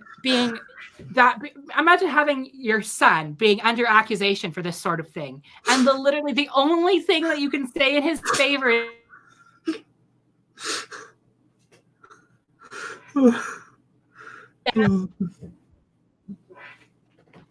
Oh man. Oh, okay, let's The finish question this. I'm kind of asking is, Appearance. was it right? His appearance. Yeah. Yeah.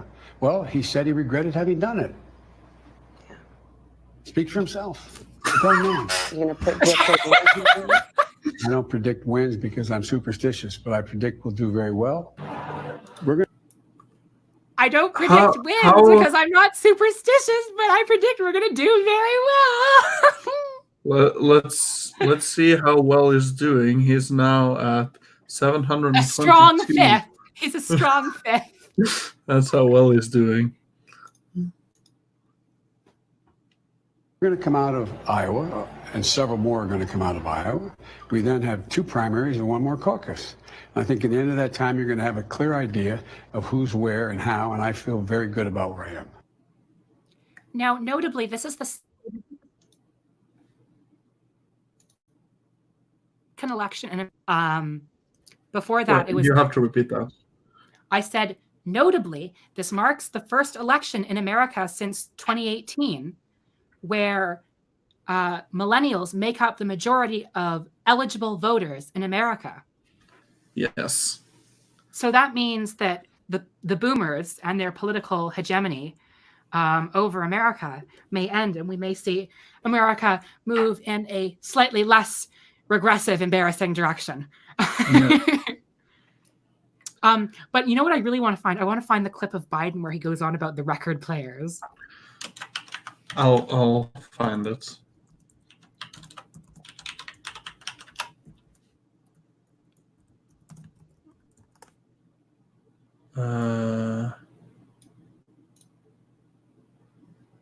Wait. Oh, I think I found it. Yeah, I know that Secular Talk had like a wait. Yeah, Oh, okay. I found a clip. it's called By Vower or something. Yeah, I think it's the one I have up now. Okay. All right, let's go ahead. To you about inequality in schools and race. In a conversation about how to deal with segregation in schools back in 1975, you told a reporter, "I don't feel responsible for the sins of my father and grandfather. I feel responsible for what the situation is today, for the sins of my own generation, and I'll be damned if I feel responsible to pay for what happened 300 years ago." You said No one is saying that he is responsible for that, though. I know, but like, here's the thing with like racists. They always like any single time someone starts to, is my audio going weird? No, I can hear you just fine. Okay. I don't know what that's about then.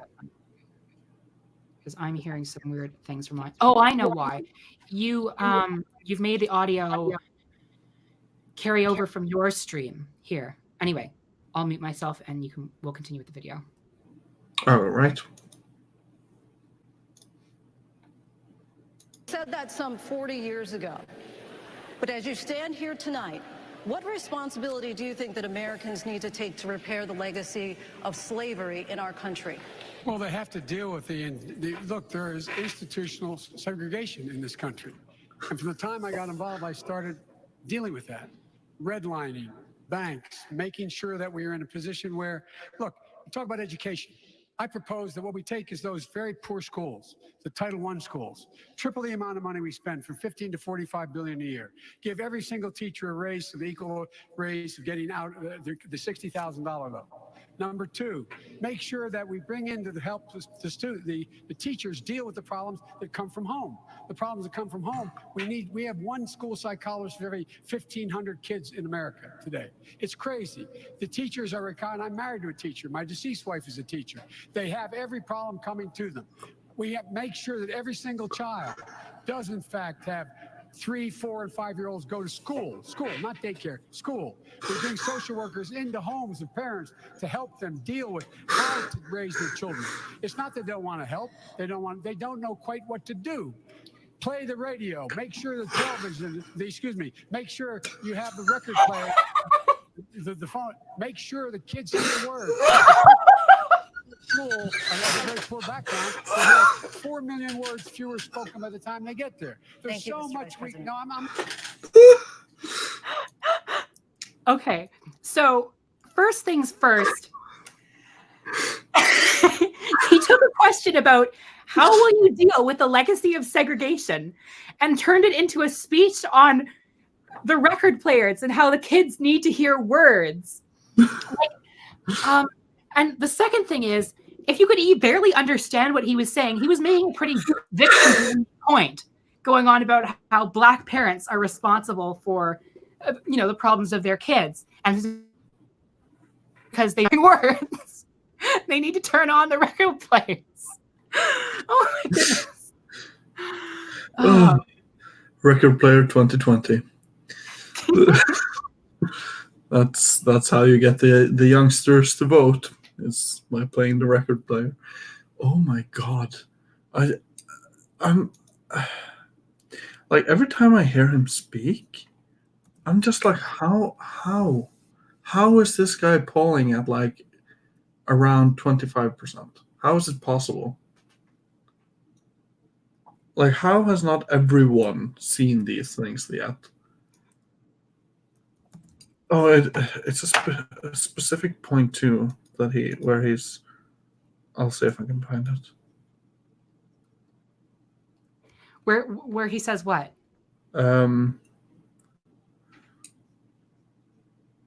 Let's. Oh yeah, the whole not daycare, school.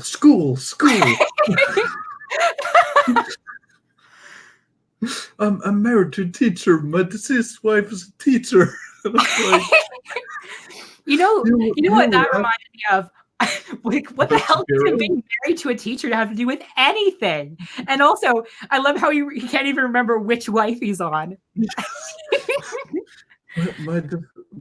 I'm married to a teacher. My deceased wife is a teacher.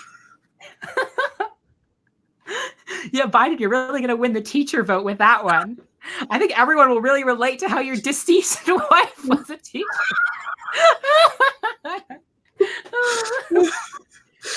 Oh, it's great. It's great. Oh, corn pop. Let's find the corn pop video. Oh yeah, that's legendary. Like, here's the thing with Biden. Like, he's just a spectacularly bad candidate that I find him like great than someone like Blue Milk Toast, and so smarmy and so obviously just in it for money, and is just obviously using his money to buy himself votes. Like, it's so disgusting. Yeah. Like, here's the thing. With Biden as vice president, I remember him being like the first one in regards to him and Obama. He was the first one to come out in favor of gay marriage in 2010. It's not like Biden couldn't have been a good candidate, or at least a better candidate, if he didn't seem like he was going through Alzheimer's. Yes. It's like, at this point, I'm not even sure it's early onset anymore.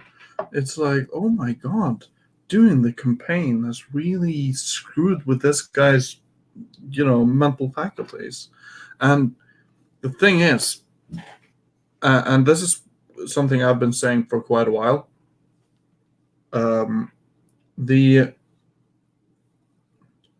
just had to do the most charming thing in the world. Just pick your teeth live on my stream? No, it's even better. So I'm using this. I don't know if you have these in Canada, but it's basically nicotine, and you put it on your lip. Oh, like a little snuff box. Yes. Those were all the rage in the Victorian age. You All learned right. about it in class. Anyway, sorry. So what was I saying? I fell out. Biden being full of Alzheimer's. Yeah, like what I've been saying for quite a while now is that the people that are running his campaign, I am like seriously saying that they are committing elder abuse by keeping him in.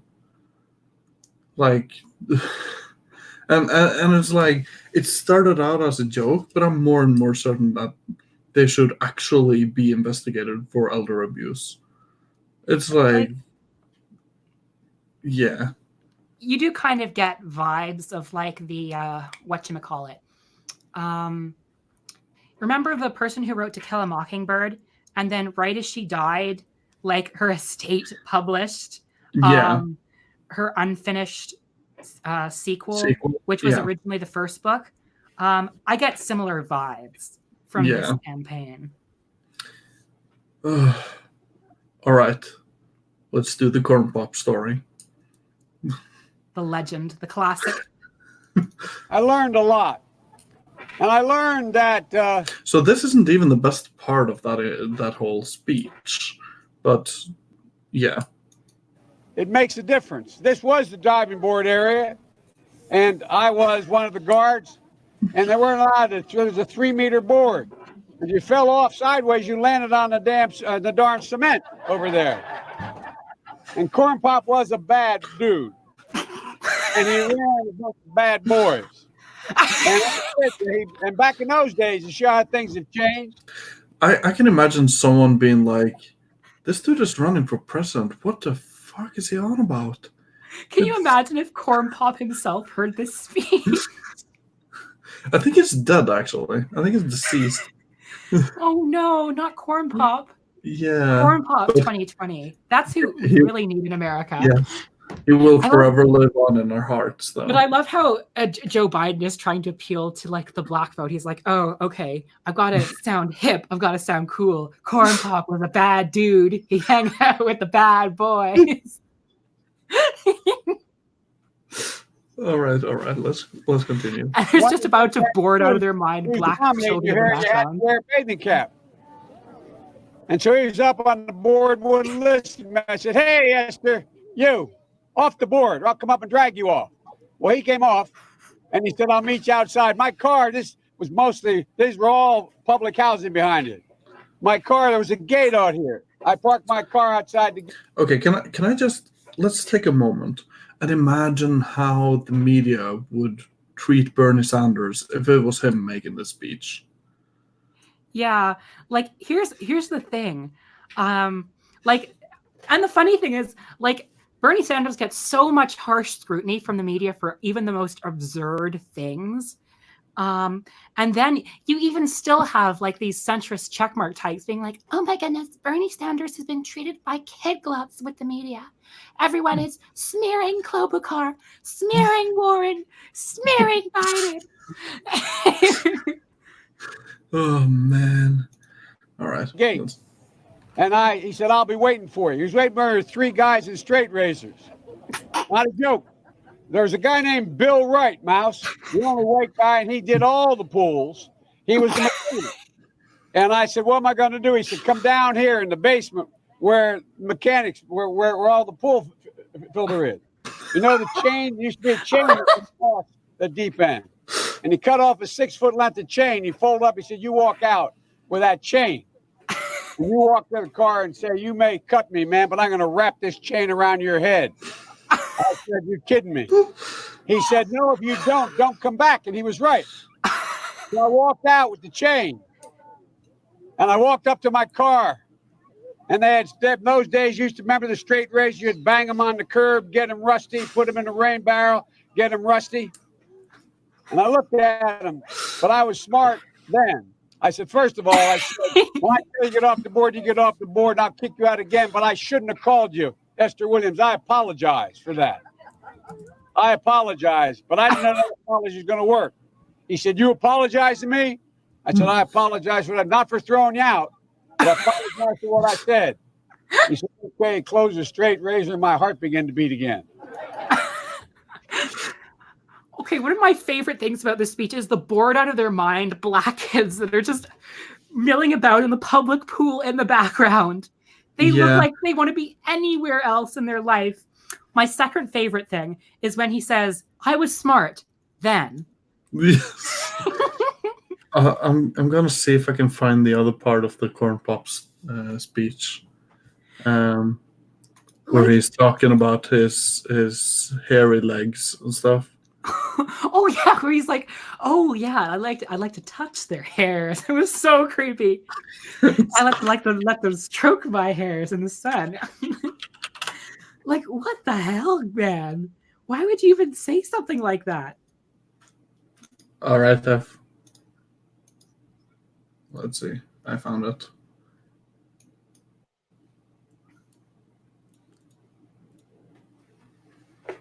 This is fun. We should do this more often. Yeah. Basically, just look at political memes. Let's do it like a weekly thing. Yeah, and then we can have other people on as well. Yes. Make a thing of it. Okay, let's see. Have you found the rest of the clip with the hair? Yes. Okay. Get Okay. ready. So, oh yeah, that's right. He's starting to talk about roaches as well. Okay, you can put it up, right? Yes. Yeah. All right. It's up. Let's do this.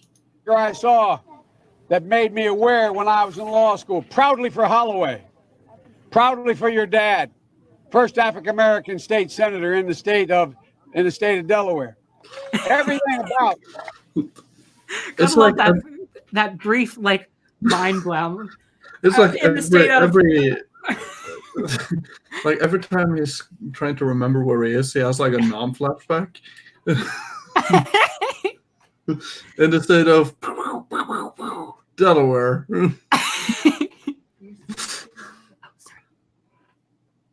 Oh, you've been too loud.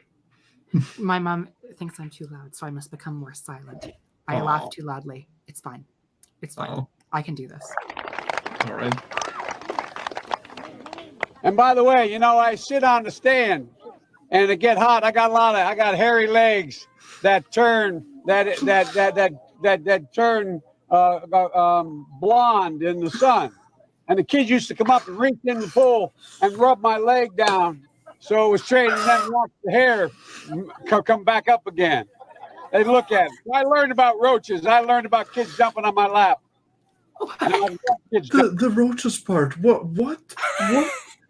Okay, backtrack a bit there. You almost missed the best part. So it was straight, and then watch the hair come back up again. They looked at it. So I learned about roaches. I learned about kids jumping on my lap. Yeah. And I've loved kids jumping on my lap. And I tell you what, not all men, the guys that I work with down here, and they're all guys at the time. They're all good men. So the most questionable part was when he said, "And I learned about kids jumping on my lap, and I loved when kids jumped on my lap." It was so creepy. So feel free to cancel me if this is like transphobic, but what does he mean with this sentence? Work with down here, and they're all guys at the time. They're all good. They were all guys at the time.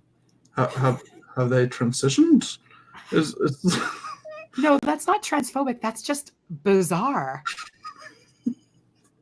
Men. Most of them made an awful lot of themselves. And Earl Larkin had a rough time. And some of you knew Earl. I came back as a public defender. It's so weird. It's like, wow. Like people on the right are like, oh yeah, Bernie Sanders had a heart attack, and I'm like, are you seeing Joe Biden? every day he's having a heart attack. I can't even. What kind of explanation can you make for this sort of behavior? Like, who thinks it's a good idea to talk about how their hairy legs turned gold in the sun and that made kids want to rub them down and jump on their lap? And they loved when kids jump on their lap. But I just love the random, like, and I learned about roaches in the middle of, like, in the middle of when talking about black kids in a public pool. That has absolutely nothing to do with roaches. Joe It's Biden, he can't stay on topic for the life of him. Every single other 15 seconds, he digresses to some other bizarre, completely unrelated topic. And then he's back onto some new, weird, creepy bullshit. I don't get it. I really don't get it. Wait, I don't know if I think the thing has updated. Bernie's now at 1811. Was he there earlier? He was there earlier. Oh, okay. Well, in that case, it hasn't updated. No, it hasn't. Oh man, I love the fact that Joe Biden is below Amy Klobuchar. A solid fifth. It's so weird. And the fact that Pete Buttigieg, the two most progressive candidates, like I don't like Elizabeth Warren, and I think I've been saying for quite a while now that she she, she's faking it. But she is the second most progressive of the top tier candidates to use Kamala Harris TM. And I love the fact that the two most left-leaning candidates are the two on top right now. Yeah. I mean, admittedly, I wasn't expecting it to turn into a Warren-Sanders race. No. Like, I legitimately thought that Biden would be our contender, but it seems like his nonstop mind blanks and just gaffe train is sinking his campaign again, like it did the other 2 times. I found a picture of his campaign.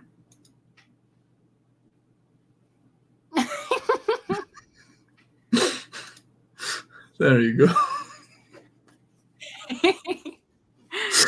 Just the audience can see. Oh, goodness. The Hindenburg blue.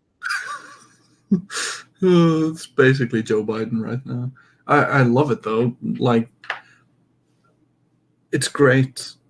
But then again, Iowa, it has few. Oh, cool. Iowa has few delegates, so the race is not even started properly yet. Oh yeah, but I feel like winning Iowa is a really healthy, good thing. Yeah, and the fact that Bernie is crushing it, like at least crushing Biden, is important, seeing as he is also going to crush everyone in New Hampshire. So that gives I mean, him, the polls for Bernie in New Hampshire have been like astronomical. Like no one else is even in the running. yeah. Like he's like 9 points ahead. So that a solid win in Iowa. That basically gives him two out of the 4 first states, and then New Mexico. Bernie has a decent chance in New Mexico because he has a strong groundswell of support among the Latino community, which predominate among Democratic voters in New Mexico. So that's, if Bernie Sanders can manage to beat Warren for Iowa, then the next 2 are looking pretty good for him as well. However, the 4th one is where we start to run into problems. That's South Carolina, and Joe Biden is way up there the last time I looked in the polls. However, if Joe Biden does badly enough in the 3rd states, he may be discouraged enough to drop out. Oh, that would be so great. If that's the case, then that's pretty good news for Bernie because he's the one that is polling 2nd best among African Americans. And that should really, free him up a bit to take over, Biden's groundswell of support there. Yeah. All right, so I have another Bernie ad. Let's just have fun with that. Okay, sure. The thing about Bernie is that he is like inherently not cringy. It's so great. He's so wholesome. Yeah. Good I feel by how nervous the establishment is getting. Suddenly, Donald Trump is talking about our campaign. Suddenly, we have the Democratic establishment very nervous about this campaign. We got Wall Street nervous. We got the insurance companies nervous. We got the drug companies nervous. We got the fossil fuel industry nervous. We are their worst nightmare.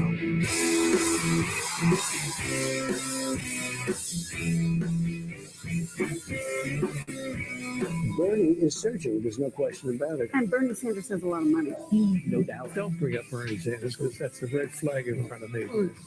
And they're starting to think, could this really happen? Something's going on here because Bernie is rising. The CNN poll, he leads Biden. He leads Biden by 3 points among non-white voters. Even if it's a Republican, sometimes you'll hear, I still really like Bernie Sanders. And he's got a fairly diverse coalition. Bernie right now. We got billionaires going on television crying that they're going to have to start paying their fair share of taxes. They can be a hardcore Trump supporter. I like Bernie Sanders. He's honest, the most popular senator in the entire country. Sanders now in the lead. Could there really be a political movement in America which brings together blacks and whites and Latinos and Asian Americans and Native Americans, gay and straight, to stand up as working class people fighting for change?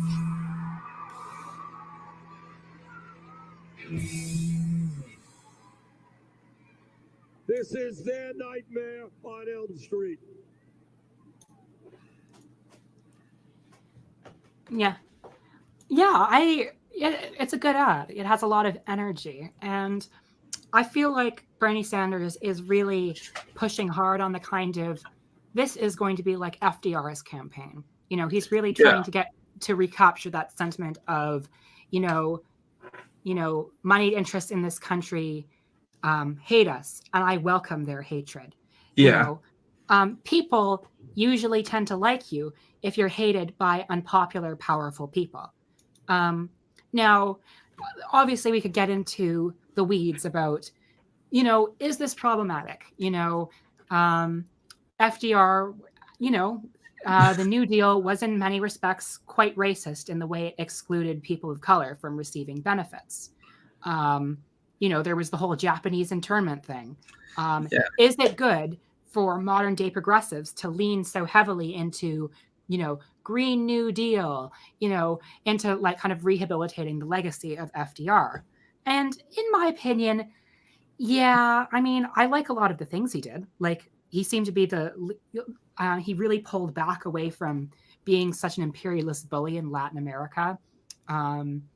And he did join the war eventually. Unfortunately, it was kind of a difficult political situation because Americans were so dead set against joining the war, and he had to kind of finesse that issue a bit. But in the end, he did get America into the war, and he did help them win. So that deserves some credit. But at the same time, the racism is part of the legacy too. What do you do with that? Yeah. So my thought about FDR is basically that what we should take from him, or what the Americans should take from him, is the economic policies. Yeah. Whereas the social policies, there have been better presidents than FDR on that one. Definitely. The internment camps is a pretty bad stain on his legacy. And, although it's something interestingly that we're seeing repeated with Donald Trump. Yes. Although this time, instead of an ethnicity, he's figuring out a category of offense, namely undocumented border crossing, which is weird. Like, I've never understood why people are so obsessed with, there are people crossing the border illegally. Okay? Like, this is an offense that is about the strength of, jaywalking, in my opinion. Like, I view it as a similar level of moral problem. Obviously it's better if people proceed through the necessary checks so you can, verify, hey, do you have any sort of diseases? Do you have any sort of coming over? Do you have a dangerous criminal record in another country? Have you abused your spouse? That sort of thing. But at the end of the day, I have never understood this panic and hate. Like, people really seem to hate people who cross over the border, that are undocumented. Yeah. I don't get it either. Like, as a European, we don't really have the same border structure as the United States has. So, to me, the whole concept just seems foreign.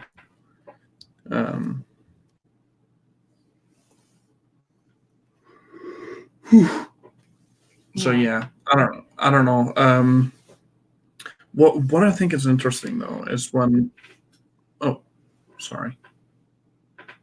there are.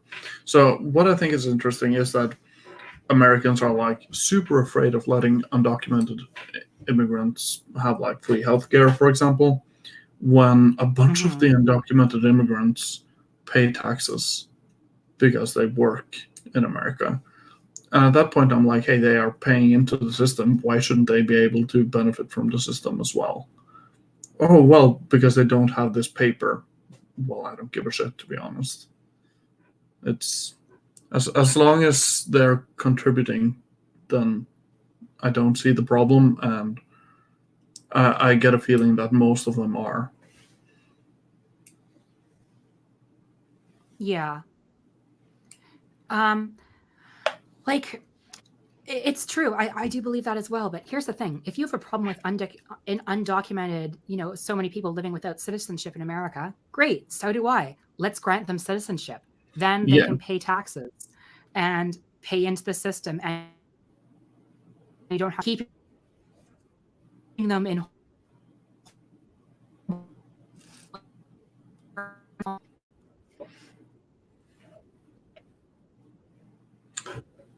All right. So furthermore, we wouldn't have.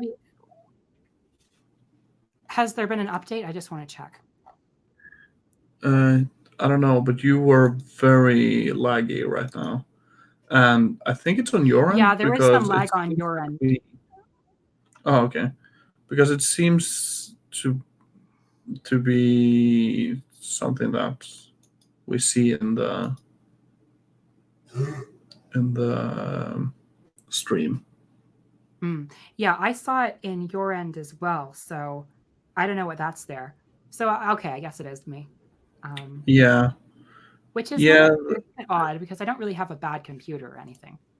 It might just be the internet connection. I don't know. Yeah, that's probably it. The internet can be a bit spotty. I mean, it is Canada. Second biggest country in the world with only like 36 million people. People don't usually tend to invest that much money in a proper broadband. Yeah. I was checking up on my internet speed, and my upload speed is atrocious. I'm at like 2 megabits a second, so it's fairly horrible. Like, I don't know if you probably didn't see the last video I uploaded on my channel, but it was like the stream that you were going to do. Yeah, so it was like bulks, because I tried to live stream for like 5 minutes or something, and it was like bulks of it just disappeared into the ether. And so I was like, all right, I'll just upload this as a video as like an obvious like test run, and I'll see what I can do. I'm going to move this year, so hopefully I'll move to a place with better connections. So. Oh, where are you moving? I'm trying to find like a student apartment. Oh, okay. Yeah, closer to the city, stuff like that. To Oslo or? No, it's in Bergen. Bergen. Because I study religion here, and it's pretty fun actually. Yeah. And I always think that an atheist perspective on religion can be quite fascinating, because obviously when you are religious, you kind of have a certain investment, let's say, in propagating and apologizing for your tendency, whatever that may be. Yeah. But if you are atheistic and approaching religion solely as like, hey, this is a sociological development that has existed throughout history. How is it used? How is it still being used? How will it be used in the future? That can be quite interesting. And that's basically how what I want to find out through my studies is like, what is religion really? But a lot of atheists are a bit too antagonistic towards religion, so they wouldn't really work in an academic sense. Yeah. Well, I mean, a lot of these people just aren't really designed to work intellectually, period.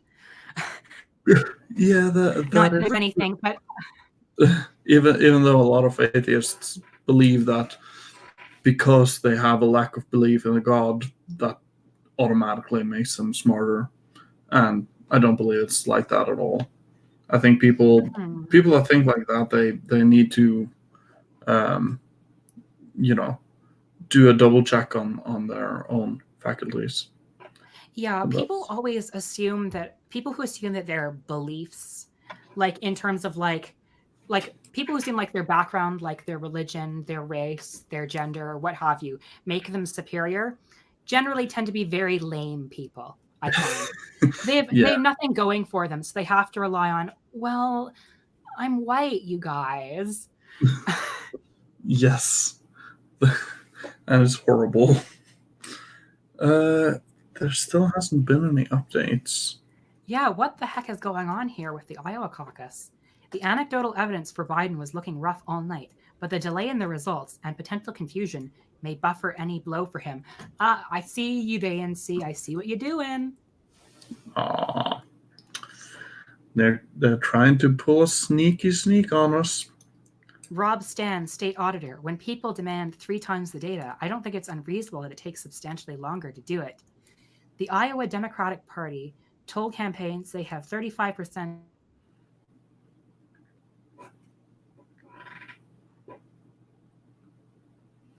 of but would walk out of it with our share of delegates, Biden says. We feel good about where we are. Joe Biden and Elizabeth Warren are speaking at the same time. Fox News took Warren, while CNN and NBC struck with Biden. And of course, I don't think you're going to see any of the people being like, oh, Warren, how could you go on Fox News? It's white supremacist propaganda. And yeah, they're right. Fox News is basically like... But wasn't she one of the people that were like, oh, yeah, I'm not going on Fox News? I actually think she was. So it could have been that very specifically that she wasn't going on Tucker Carlson. That might have been it. It might have been. But I was pretty sure that she was like anti the entire network, which was interesting because I don't know if you remember the town hall that Bernie Sanders did. And the check marks will be like, this is so offensive. How dare Bernie Sanders go on this? And he made a room full of Trump supporters cheer for Medicare for All. I know, but like, it's really weird. Like the checkmark mentality is getting more people to support left-wing ideas is inherently bad if these people come from problematic backgrounds. Yeah. That's really weird. I have no idea why anyone would have that mentality. Like, the more people I can get to support universal health care that, you know, will instantly, as a mentally ill trans person, will benefit me more. Hey, I'm all in favor of that. I don't care if they're a shithead with bad views on other things or if they're a white. It's better for me that they support good policies and and you come from a problematic background than not. I don't get this argument. How are you supposed to win elections if you don't bring around people that, you know, have come from a problematic background? Like, don't people get the idea that we live in a society of oppression? Like, they think that we live in an oppressive society, and yet somehow we can exclude everyone who's ever been touched by oppressive ideas. Like, what is going on here? These are two completely contradictory worldviews that don't mesh at all. Oh, you found the Klobuchar clip, haven't you? Yes. Yeah. No, to me, it's like, I don't see the worst people supporting Bernie Sanders anyway. So people like, you know, Richard Spencer and David Duke, stuff like that. People like that aren't going to endorse Bernie anyway. Yeah, so, a few of them have endorsed Tulsi, though, if I'm not mistaken. Yeah, I think David Duke did. And I'm fairly certain that she was like, hey, you can stick your endorsement far up your ass as far as I'm concerned. I don't want it. Yeah, which is how Trump should have reacted to the KKK, but he's like, oh, I don't know. Like, some of them might be okay, you guys. And then...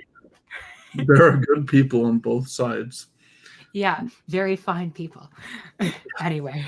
There are very fine people on both sides. Very fine fascists and very fine people that don't want their rights infringed on. Mm-hmm. So, anyway. All right, let's have some fun with Klobuchar. Klobuchar. Oh, you forgot to turn on the audio.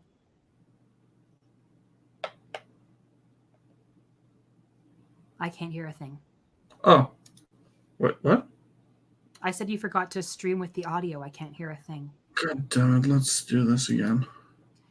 Just a second. I am going to be off for a little bit. I will be back in like a second. All right. So, while she's gone, I'm gonna just look at the chat. Let's see what people are saying. Hey, Memes, nice to see you. Bernie got a Fox News crowd to check. Yeah, I think we mentioned that. I thought if we moved past you have cooties after middle school. Yeah. People are screwed up like that. Half of it is that they don't care about those policies like Medicare for all. Oh, definitely. The establishment goons are they definitely don't care about any of the policies that the left is pushing. So, yeah. So what else is new? I don't know if the chat is. Let's just look through it.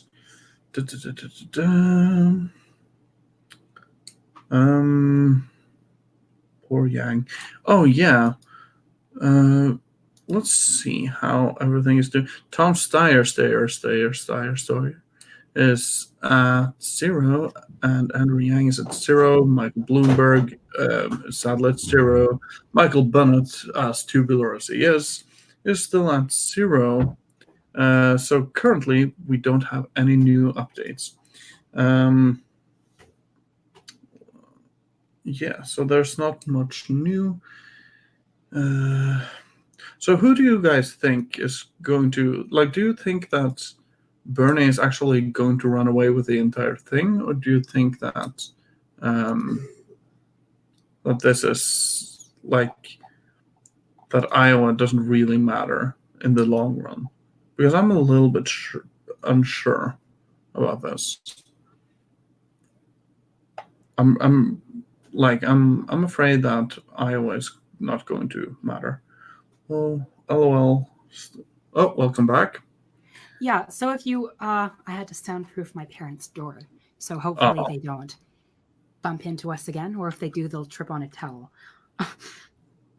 Yeah. All right. So if you want my take on does Iowa matter, I'd say it matters in the extent that it's useful for gauging, like, how much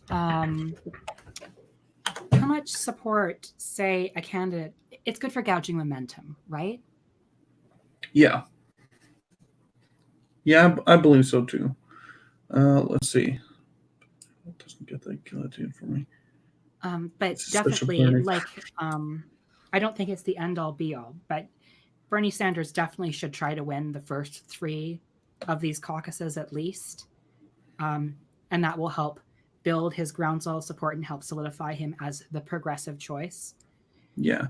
And also the fact that Biden is so far behind right now. Mm-hmm. Like Days One's poll was actually being generous to Biden. Everyone's like, wow, Biden's really doing bad in this poll. They were having Biden at like 13. He's almost more around 11 now. We didn't even see him get into the single digits, which I did not see coming. That would be like the best end of the Iowa caucus. Seeing Biden down at 9%. Can you imagine? I know. And like, here's the thing with Biden. Like, this would be his 3rd unsuccessful presidential campaign. Yes. Imagine trying 3 times and failing each single time. Oh, it would almost be even. This actually makes me think of something. I remember when the candidates were getting ready to announce their run for president, and Kyle Kulinski of Secular Talk, he did a video where he was talking about Joe Biden and how he was going to lose momentum gradually as we got closer to voting. And he was like, hear me now, quote me later. When we get to Iowa, Joe Biden is going to be at like 3rd place. Now, he was wrong in the national polling, but he's in 5th place in Iowa right now. Yeah, and remember rapidly, like, let's pull up Real Clear Politics. Democratic polls. Where are we here? I think we work well as a team. You seem like more of the analyst than I am, and then I can just jump in with my quips. Yeah, I really do think that it works. Whenever I've done a stream with you, it really has gone well, in my opinion. Yeah. Just a second. Okay, so it looks like you're right here. So this is Sanders, and this is Biden. So as you can see, Biden has actually stayed fairly consistent at around 27-ish. Yeah. Although he's taken a bit of a dip from where he was at the beginning, which was 32. So that's a 5-point decay. Meanwhile, Sanders started at 16 and rose to 23. So that's a 8-point increase. But the one who really seems to, and Warren, you know, she was pulling neck and neck with Biden. And because of all of her like attempts to get the Hillary Clinton vote, it seems like she's sunk all the way back to 15% where she was in the beginning. But Yeah, where she belongs. Seems to be doing Biden, what seems to really be doing Biden in, though, is Buttigieg and Bloomberg. Yeah. What I like about Biden is that if you like pull a line directly between Biden and Bernie, they are almost mirror images of each other. Every time Bernie is sinking, Biden is rising, and the other way around. And so it looks like almost like a mirror. But what I like now is that Bernie is on the rise.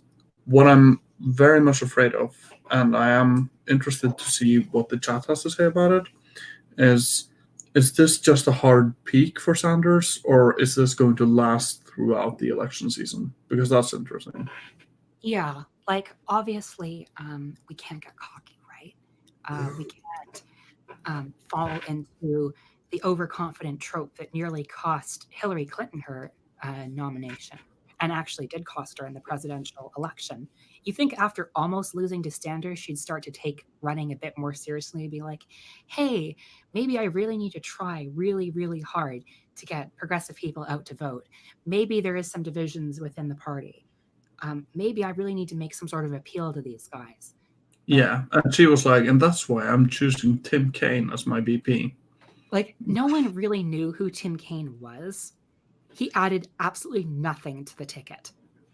Yeah. And that's, I think that was the worst choice she could have done. Gone with like someone that was anonymous for a lot of people, because Hillary Clinton, like, for the few people that like her that are not watching our stream, but she isn't a likable candidate, and the more people hear her speak, the less they like her. And so it was interesting because she had like a 2-month period where she didn't talk to the media at all, and she was on the rise the entire time. And the second she got back out there and started talking to the media, she sunk like a rock because people hate her. She is horrible. They're like, oh yeah, I remember Hillary Clinton now. That's why I didn't like her. But here's the thing. Like, I think the main thing that did Hillary Clinton in wasn't so much that she was unlikable. Like, I think that at the end of the day, Trump was a pretty unlikable character, and he still managed to win the nomination. What did Hillary Clinton in was a combination of the FBI investigating her corruption again, right as the election was about to go to the polls. That was one thing. And the other thing was the terrible priorities of her campaign.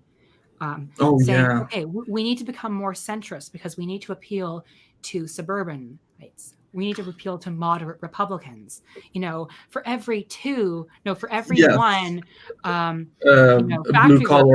blue collar worker we lose in Pennsylvania, we'll pick up 2 moderate Republicans in the suburbs of Virginia. But that's the part that always. I remember when Chuck Schumer said that line, and I was like, "Do you hear yourself? You are the Democratic Party, not the Republican Party. Your target audience should be the Democratic voters, not the Republican ones." And whenever you speak about, for every 2 or 3,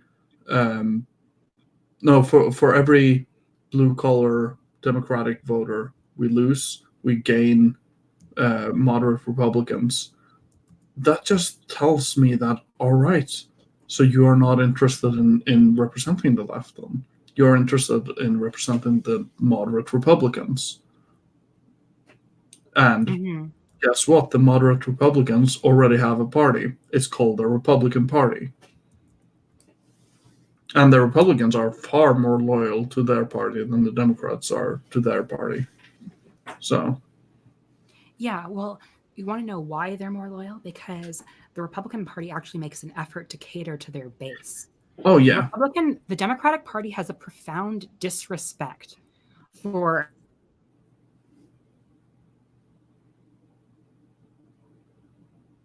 the more left party, always more interested in going after the donors' money and going after the imaginary moderate Republicans who are going to materialize and vote for them because they don't like Trump.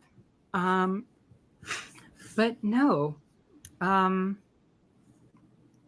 they never learn because they're paid not to learn. yeah. And who needs enemies when you got friends like the Democrats? Anyway, time to enjoy more of the Klobuchar cringe.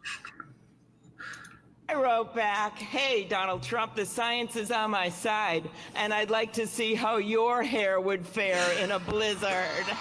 So I wrote back, Donald Trump, the science is on my side, and I'd like to see how your hair would fare in a blizzard. Sometimes, if you haven't noticed, you use a little humor. Like when he called me Snow Woman at my announcement in the middle of that thing. I wrote back on Twitter, I'd like to see how your hair would fare in a blizzard. So I wrote back, hey, Trump. I love the little forward she does when she's like, I like to see how your hair would fare in a blizzard. And she's like a terrible comedian because she always laughs at her own jokes. Yeah, that's like, horrible. One of the first rules of comedy: don't laugh at your own jokes. It's just painful. I'm gonna do the Talking about climate change in the middle of a blizzard, and he called. Yeah, by the way, terrible optics. Like, I'm a person that really believes in climate change, but in politics, it's usually optics over reality. And when you stand in the middle of a snowstorm talking about climate change, a lot of people are turned off to the entire thing.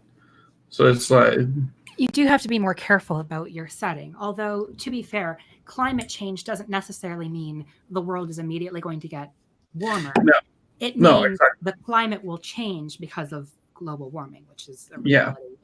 Unfortunately, it's very difficult to communicate scientific realities to voters whose brains are, the size of, inclined to vote for Klobuchar.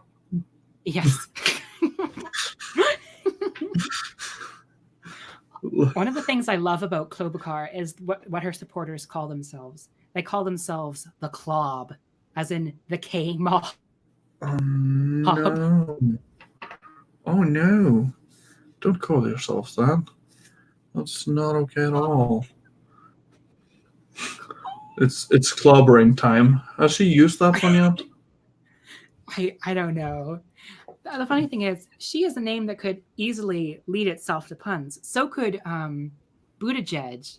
Oh yeah, you'd be like, yeah, I've really got the edge in this election. Yeah, I think he had like a line of T-shirts that were like a boot, and then it was like boot edge edge. Yeah, because that's how it's supposed to be pronounced, or something. Yeah. I don't know. But I'm I feel like all of the puns that people are making on his name are like based on the mispronunciations of it, and it's also kind of based on the fact that he's gay.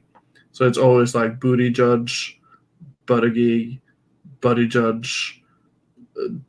So it's like, all right, so the guy's obsessed with ass. To me, I call him Buttigieg because he is an ass, not because he's obsessed with ass. As far as I know, he seems to be more of the like straight assimilationist type. Yeah.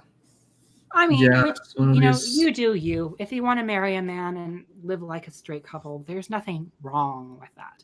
If you want to do the same thing as a lesbian, all power to you. You know, life is about giving people the opportunity to make choices, not based on necessarily if they get approved on Twitter or if they win my approval or if they think that that was the way I want to live my life. You know, that's not what feminism is about.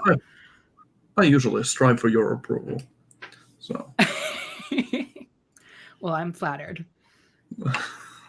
all right, let's keep doing this.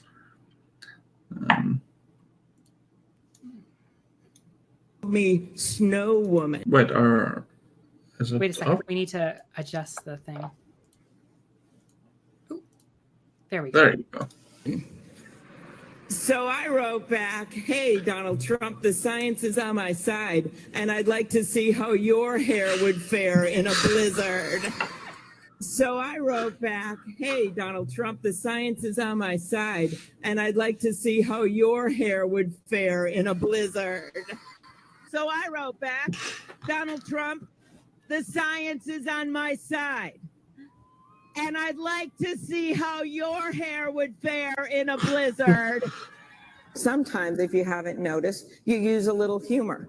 Like when he called me Snow Woman at my announcement in the middle of that thing, I wrote back, I'd like to see how your hair would fare in a blizzard. So I wrote back, hey, Donald Trump. So I wrote back, hey, Donald Trump. So I wrote back, I tweeted back, the science is on my side. And I'd like to see how your hair would fare. And I'd like to see how your hair would fare. And I'd like to see how your hair would fare in a blizzard. Mr. Umbrella Man. Senator. And he called me Snow Woman. So I wrote back. Is that Pete? It is. How your hair would fare in a blizzard. TPH, Pete's face is mood at that moment. That's my mood when watching that train wreck. Oh, I think Kyle's response to that was Oh my god.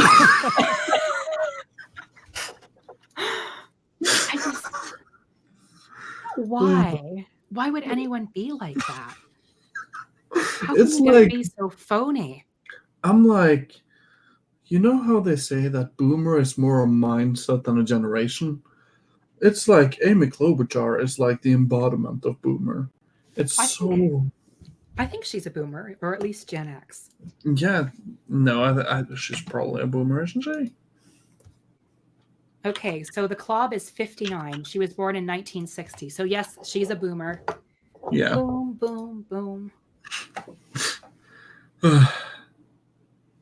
God. Let's see.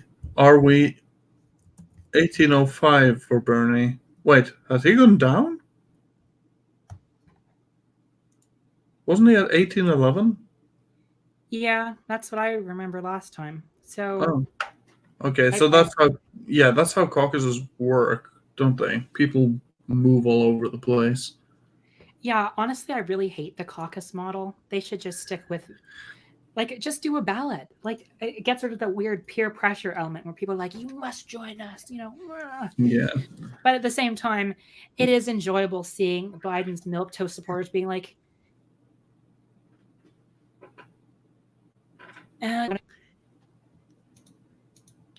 Yeah, I don't think anyone got that, but yeah. Let's see. Peter's a fatal son. And apparently, so okay. Since I have you here, would you mind telling me like the history of your Twitter handle and your YouTube name? okay. We so might have discussed it before, but it's possible. So the Twitter handle is a reference to a ContraPoints video where she's talking about degeneracy, and she makes a little song about these are my favorite degenerate things, and I changed my handle to that because originally it was Degenerate The, which was much less catchy, and so Yeah. I switched my Twitter handle to something actually cool. And then again, the other thing the name of the channel being The Effeminate Degenerate. So I don't know if you know this, but I used to be in Antifa before the group in my city fell apart due to a collapse of sexual assault, weird tanky members harassing people out of the organization, and just in general inept leadership. So I used to be in, pretty much in that, and that was that would have been like 2017. So I was still in high school, and I was at a counter protest to what were they called again? I think it was like some really cringy, like fake edgy name, like the Iron Wolves or something like that. Soldiers of Odin. That's what it was. Soldiers of Odin. They were trying to appropriate an organization from Sweden. Yeah, we have them in Norway too. Yeah, so I mean, at least it makes somewhat sense, but Canada is not a country with any Scandinavian heritage, and I mean any. Well, before Christopher Columbus discovered America, if that's what we're going for, yeah, there is. Leif Erikson came to. There was in Finland, yes, and we stand Leif Erikson because he's not problematic and a slaver like Christopher Columbus. We should rename Christopher Columbus Day to Leif Erikson Day, or better yet, like Native American Day or something, whatever. Actually, First Nations Day makes more sense. I've never met a Native person that actually likes being called a Native American, because that presumes that they are, part of America, which was not, something they necessarily consented to. It was constructed off of their genocide. But anyway, that's a whole other bag of beans. Anyway, digression aside, I was at a counter rally to the Soldiers of Odin, and it was a shit show. The Soldiers of Odin were flinging piss at us. They lost their dog, and one of them, was having a bit of an exchange with me, and he was convinced that Antifa was being propped up by the RCMP.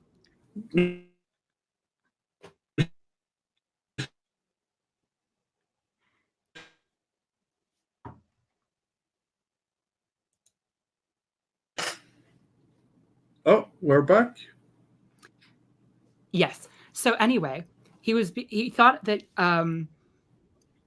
it was being funded by the RCMP, and I said, "Oh, I guess Soros is in on it too." And everyone had a big laugh at the guy.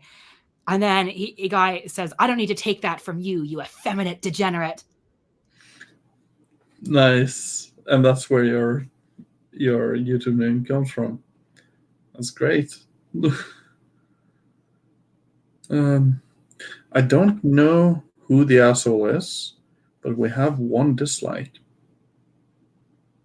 On the stream? It's probably a libertarian. They're trying to silence my freedom of expression. Maybe it's Mad Dodge. Did you share the link with him? No, I didn't. I haven't really spoken to him in quite a while. I can't say it's much of a loss. Do you mind if we, since you're not really using that other thing, do you mind if I kick it? Oh, yeah, I can just do this. Yeah, there we go. Anyway, so I feel like I need to share with everyone the hilarious exchange that happened between me and this libertarian.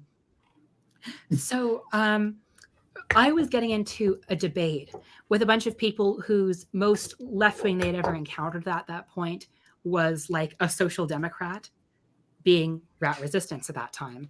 And they were very, very baffled when me, as a intersectional socialist feminist, wandered into their far-right libertarian social sphere.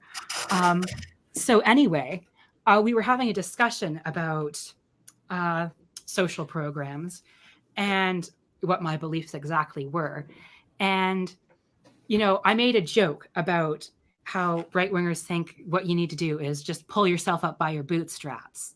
And then, I kid you not, like 5 minutes later, this libertarian guy was like, "Well, I came from nothing. I lived in a trailer park and I pulled myself up by my bootstraps."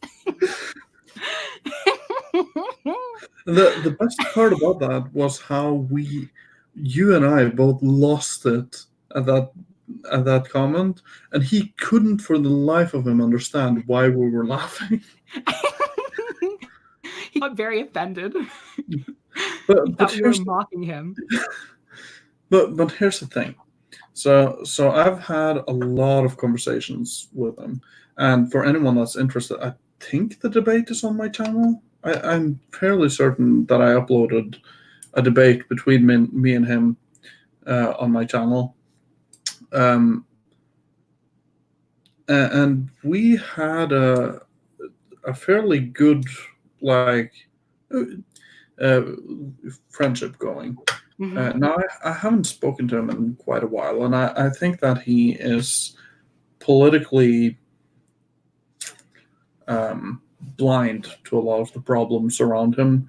Even if he has lived in poverty in his life, he doesn't understand that the best policies would be the ones that affect everyone. Yeah.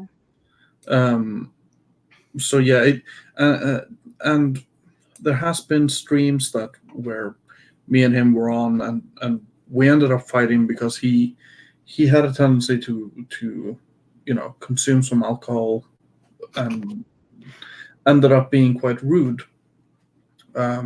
He usually apologized for it, and he usually is quite a pleasant person. But his political views are just go watch the video where I debated him on. We were basically going to debate what is the best country, Norway or the United States, and I feel like I got a fairly handily victory. Well, obviously, both of you are wrong. The best country was Democratic Kampuchea.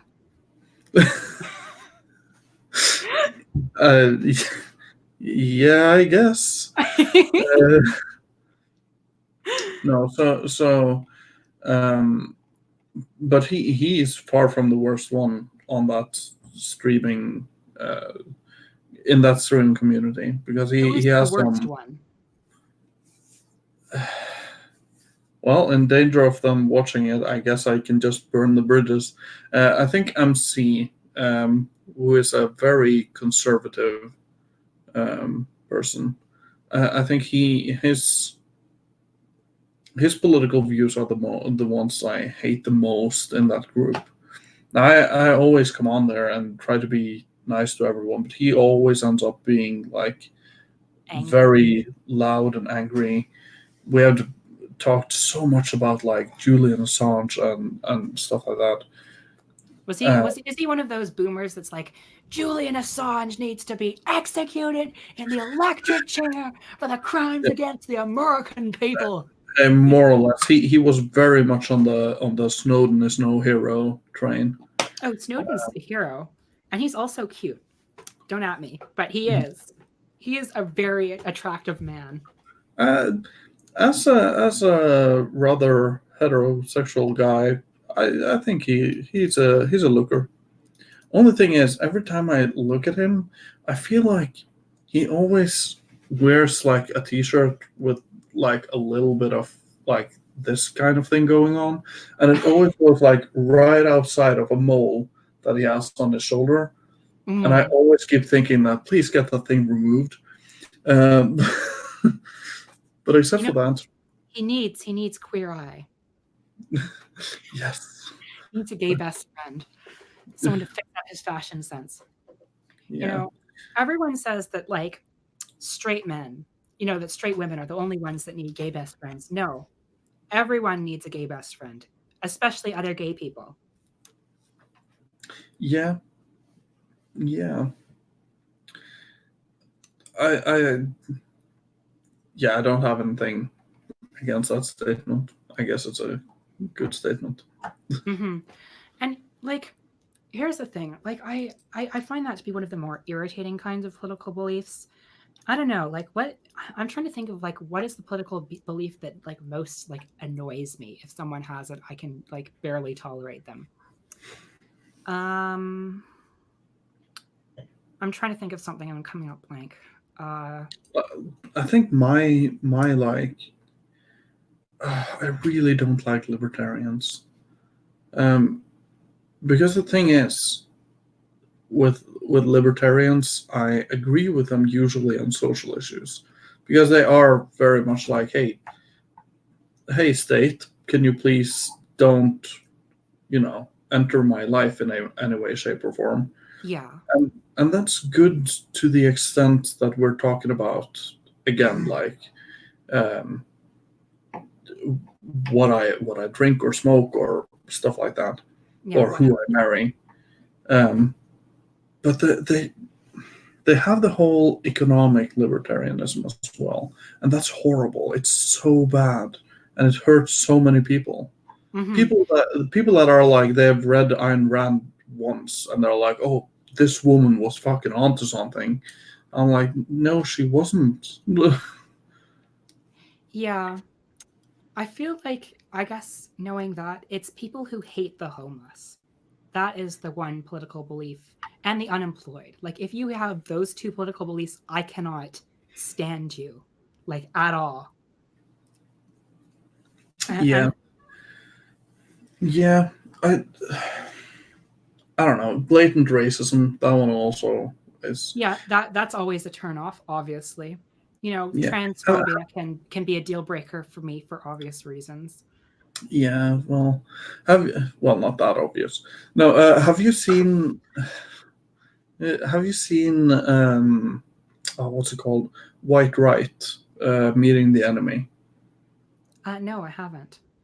Okay, so it's a documentary about the white nationalist movements in the U.S. And it's kind of heart-wrenching, to be honest, because a lot of these people are working class people that has been left behind by the capitalist system that they live in. And then, someone else comes and tells them that, oh, it's the brown people's fault and stuff like that. Mm-hmm. And it's the immigrants, it's the gays, it's the women, the usual suspects. Yeah, and they get pulled into this, and the woman that is interviewing these people, she is of Pakistani descent, and she reaches into a lot of these people, and they're like, oh no, I've used the term mudskin so and so often, but I wouldn't use it against you. I see you as a friend, stuff like that. And some of the people are like calling her at the end of the documentary, being like, yeah, I just want to call you because I want to tell you in person that I have resigned from the movement, stuff like that. So whereas she also interviews Richard Spencer, and he is a completely different animal, because with him it's not xenophobia, because he's not afraid. It's just the fact that he believes firmly that him and his race are superior to these people. He's a supremacist. Yeah. It's not based on the only sort of anxiety Richard Spencer feels is that he feels like he's living in a world that won't belong to him anymore. That won't be ruled by him. He feels like he has an almost divine right to rule the world.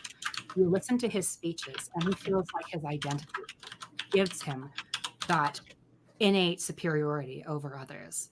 It's very sickening to watch.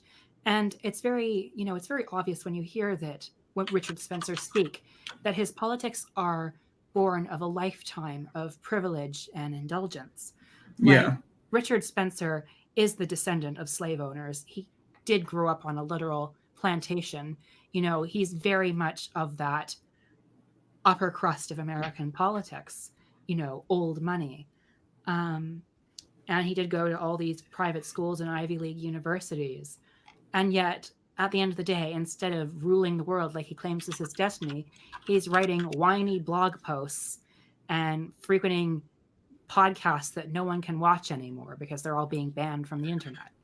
Yeah. Did you watch or did you hear the audio that leaked from him? Yes, I did. I mean, it didn't tell me anything I didn't already know about the guy, but I just loved all the voice cracks and stuff like that. He sounds like a whiny toddler. Yeah. And the fact that he used the word octoroons in there, I'm like, wow, you are an old-timey racist, aren't you? It's these friendly octoroons. It's like hearing someone unironically call someone an quote unquote Oriental. Like that's like racism from like 100 years ago, buddy. Like update your lexicon. What are you doing? Yeah. Have you heard of the hidden recording? Oh, yeah. It was Milo that leaked it, wasn't it? Yeah, because I'm not really sure what Milo's game is anymore. Is he going to like try to turn on the right and make profit off of leaking? Honestly, I think his ideology now is bitterness. He's bitter that he's not rich. Like back in 2017, he was making hundreds of thousands of dollars off of all these universities inviting him to speak and annoy its students. And now, you know, now it's in definitely part to thank anti-fascist action, he's welcome nowhere. And he's on no platform and he's making no money because he refused to, you know, moderate his lavish lifestyle in regards to the amount of money he was making. And he doesn't seem to ever want a real job. And I say real job, quote unquote. I think that being a YouTuber and a commentator can be a career as valid as any other. But I don't respect what people like Milo are doing. That's grifting. You know, that's just informing people's biases. It's not educational. It adds nothing of value. Yeah. Oh, God damn it. What was I? Yeah, okay. So I wanted to ask you something. Sure. As a trans woman, how do you feel about the kind of sort of endorsement that Joe Rogan gave to Bernie Sanders? Oh, yeah. Well, I would be lying if I said I liked every single thing that Joe Rogan has said. I found actually more annoying with some of the people who are trying to defend themselves. Like Ethan Klein, I thought his defense was kind of irritating. He's like, oh, well, he only said she's a man to a trans woman when she was competing against, women athletes. And that doesn't really make it any better. In fact, It makes it quite a bit worse. So yeah. And I didn't really care for the time he said, oh, you shouldn't be competing against actual women. Oh yeah, I said an actual woman. I'm like, fuck off, dude. Like, yeah, that's the sort of like annoying, like, you know, there's a certain sort of like popular e-celeb edginess that's very popular on YouTube, and it's very much not my scene. And Joe Rogan does fall in very much into that crowd. On the other hand, yes, he's popular. So, I mean, like, there's a lot of people who endorse Bernie, like Cardi B would be, for an example, who've said things that I would be lying, I would be a fan of, because I'm not a fan of some of the things she said about trans people. However, they are popular within certain spaces. And if I want a candidate who wants to, you know, gain me my rights to win an election, you know, sometimes I have to put up with him being endorsed by people I don't like. I mean, it's a sad reality, but it is the reality of the world. And I think that it was kind of like, I didn't really feel that much investment in it. Like, sure, Joe Rogan is annoying, and I find his annoying, especially that he has a huge audience that will encounter all of these stupid things being said about trans women in sports.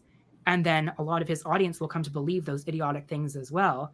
However, if he's going to, you know, introduce people to Bernie Sanders and try to recruit him to Bernie Sanders, then, you know, basically he's tricking his audience into supporting trans rights, you know? And if we get the chuds to vote for trans rights, then at the end of the day, I'm a happy girl.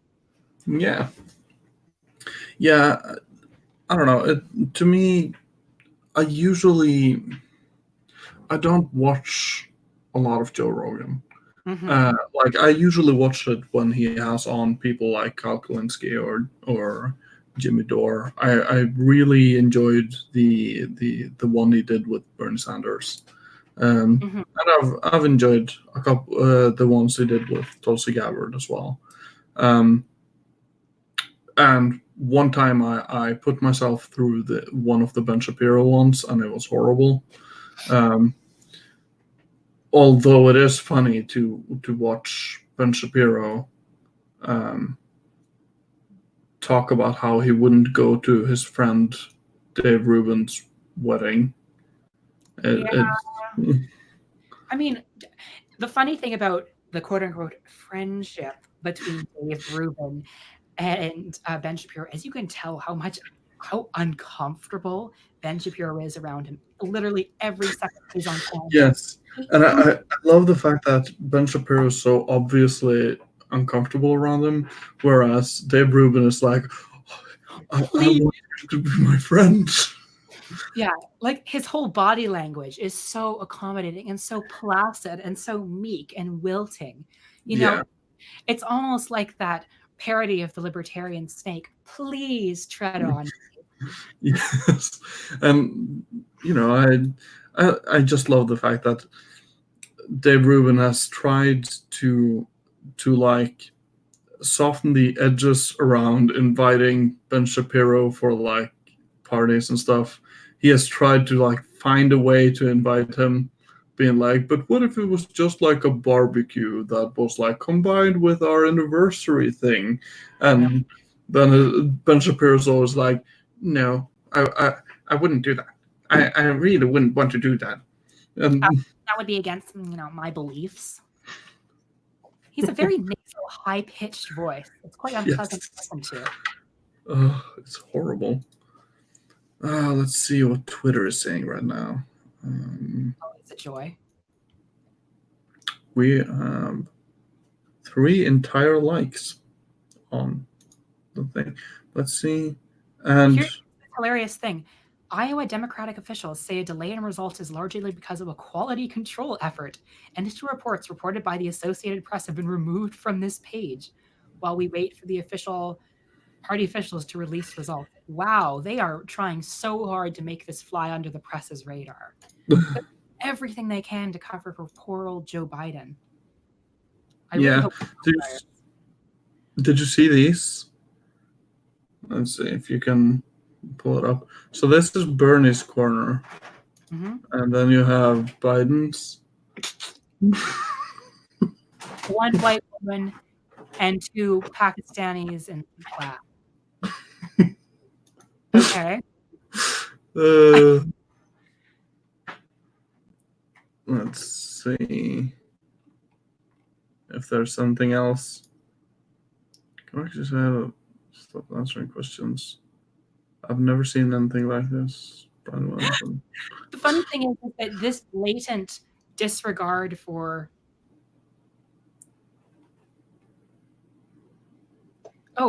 Tommy Sotomayor. Wait, what? So Tommy Sotomayor is apparently a conservative pundit with a very ironic name, and he found out that Dave Rubin was gay, and he didn't know, and he was horrified. Yeah, if we can, I'm gonna look up that clip. It sounds hilarious. Let's see. I'm gonna do a search for hashtag Iowa. Yeah, to me it seems almost like they know that people are paying attention to this. So what they're going to do is not release the results until New Hampshire is done. Yeah. And that way they're going to try to hedge their bets. Well, Biden won't lose that way. We can just pretend that Iowa never happened. It was just a fluke. And that's how they're going to kind of create a false perception that the Biden campaign is fine. But people who are actually paying attention, and even journalists, like apparently Chris Williams on MSNBC, which is normally like a haven of Democratic sycophancy, is like, what the heck is going on with these guys? DNC, when results start flowing, Bernie was taking the Iowa cause.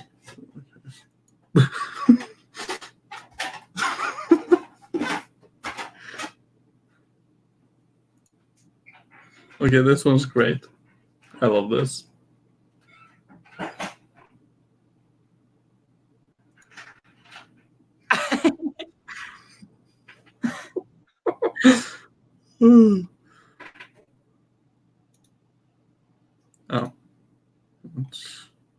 Imagine if they like lose the votes for the election or something, like, oh, sorry, they got hacked away by Russia. We'll have to do a recount. We'll have to vote again, guys. All 6 of Pete Buttigieg's black supporters were asked to stand in front of the row in the front row in front of several rows of white people. Yeah, Buttigieg is very much the type to pull that sort of tokenism. Oh yeah, definitely.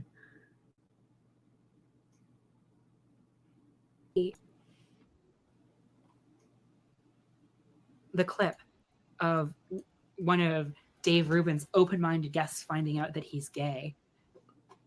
All right. So we'll have to remove yours from the stream for a second. And Right. then Yeah. my own. Or it seems like my connection is a little bit better than yours. So if you send it in the chat, then I can pull it up on my screen. Oh, okay. I guess we can try that. Sure. Yeah. But yeah, you seem to be lagging a lot when you're showing videos and stuff. It's possible. Yeah. My internet is not the best, so that is definitely a possibility. Let's see. Where can I find you? Ta-da. Oops. Okay. I just shared you the thing, and your phone beeped you a notification. Yeah. I'm happy that we can. All right. Oh, Wild Gerters. Was he the one that was called Peter Norway before? Yes. Make sure to enhance the screen, making fun of that Peter Sweden loser who moved to Norway. Oh, and then he was forced to do the mandatory military service, and he whined about it. He's like, oh, men in our generation never want to serve in the military. Such a beta male generation. And then in Norway, he had to serve in the military. He was like, oh, just heard I got drafted in Norway. Not happy about this. Yeah. Peter Sweden is a loser. I remember Angry Foreigner did a takedown of Peter Sweden. Now, Angry Foreigner is a very problematic individual himself, but that takedown was sweet to look at. All right. Let's see. Can you hear it? Well, it hasn't started yet, really. No, I can't hear it. Oh, you need to share with audio. I thought I had. Oh, no, of course. That's why I didn't. It was because I was just scrolling through Twitter. All right. Now it should be ready. Yes. You can't even have a preference around a liberal. A liberal homosexual says, well, you should accept my lifestyle. But if you say, well, I accept your lifestyle, I just don't want my kid to be one. Well, you're a... Well, wait a minute. I accept the fact that you want to be homeless. I don't want my kid to be homeless. I accept the fact that you want to smoke crack. I don't want my kid to smoke crack. What do we do from here? What do we do from here? Like, I think most people, I know a lot of my audience is going to hear you, really hear you, and go, this is the type of stuff that I think needs to be heard more. And I think that the group of people that are talking about this stuff is actually growing. I do see this. At the same time, the people who don't want to hear us are getting more and more hysterical because that's all they got left. Even said they hate Dave Rubin because he's a gay man with the wrong opinion. Dave Rubin is gay? No! He got a husband? I did not know. I was in his presence. I didn't know. I shook his hand. I sat down with him. Why did y'all tell me before I went on his show? Oh, Stephen, why would you send me this? Oh my God, Stephen, you've ruined my day.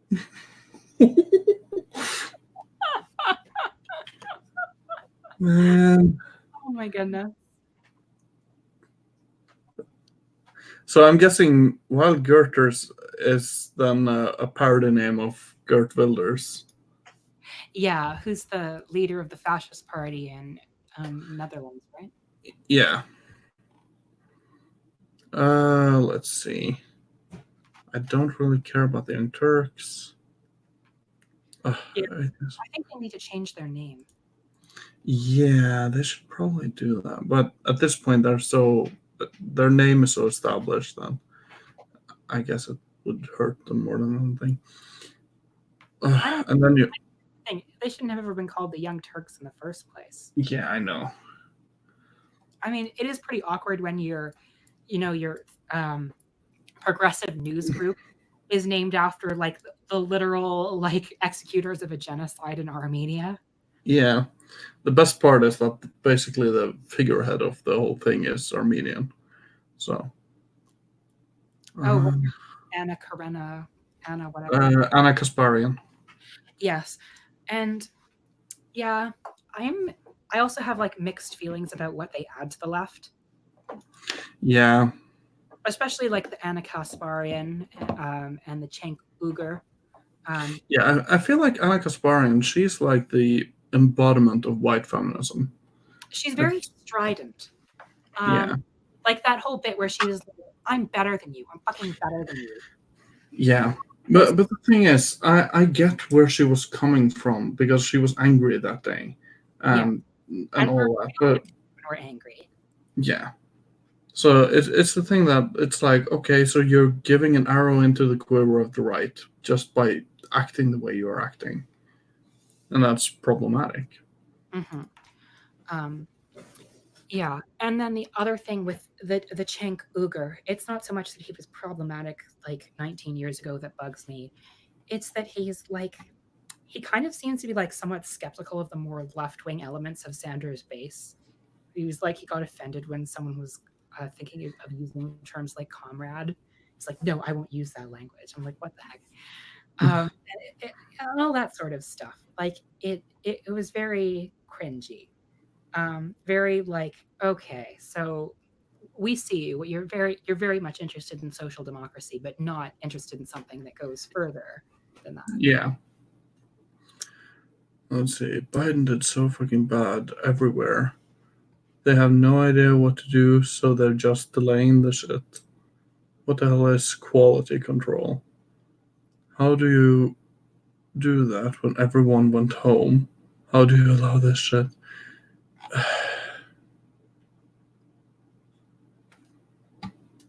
Man, what a shit show. Yeah, well, the thing with the DNC is that we need to treat them like a talking to lose, because they are. I legitimately believe that they are paid to be a party that, superficially says to all the marginalized group in America, yes, we hear you. We are there to help you. But then the second the door is closed, they shake hands with the Republicans to screw the American people. Yeah.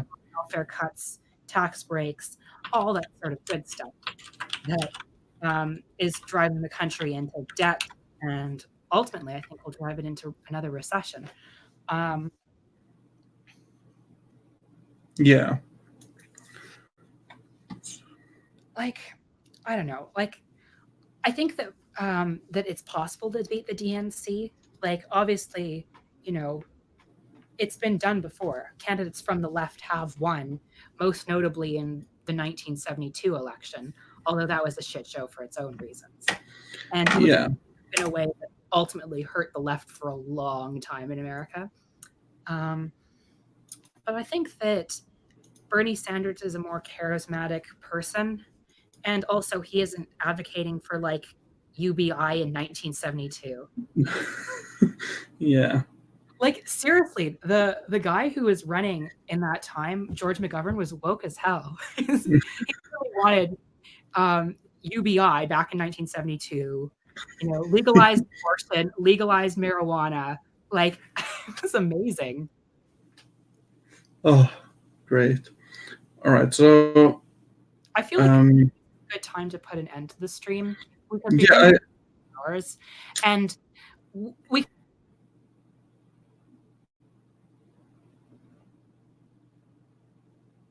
see now more than actually addressing the issue and letting everybody see how horribly incompetent Biden is. Yeah, so I thought we could end on a positive note. Yeah. With the Bernie Sanders speech. I'm not sure. Yeah, since I haven't seen this, I don't know if Fox News is going to cut into this, but we'll see. Okay.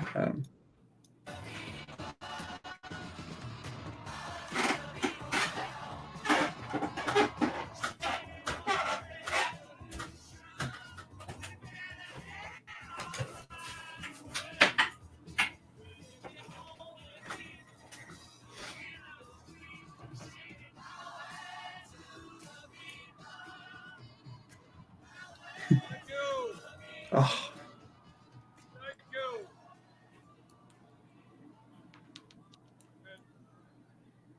And let me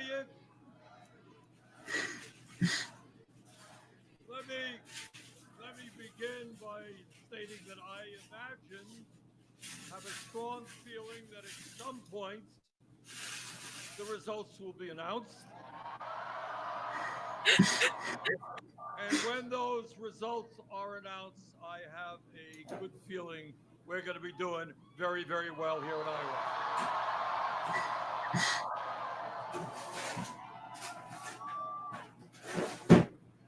And the message that Iowa has sent to the nation, the message shared by the American people, is that we want a government that represents all of us, not just wealthy campaign contributors and the 1%.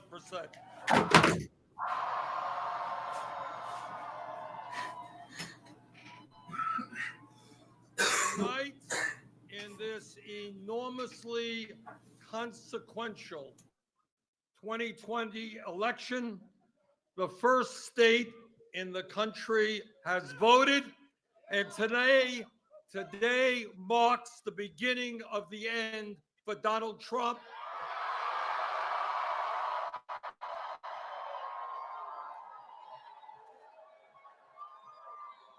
The most dangerous president in modern American history. You know, no matter what our political views may be, the people of America understand we cannot continue to have a president who is a pathological liar, who is corrupt, who does not understand our Constitution, and is trying to divide our people up based on the color of their skin, based on their religion, their sexual orientation, or where they were born. And all of that hatred, all of that divisiveness is going to end when together we are in the White House.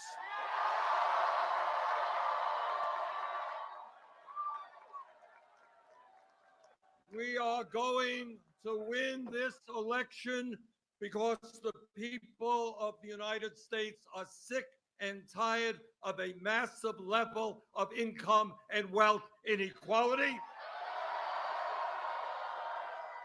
They don't want tax breaks for billionaires and cuts to Social Security, Medicare, and Medicaid.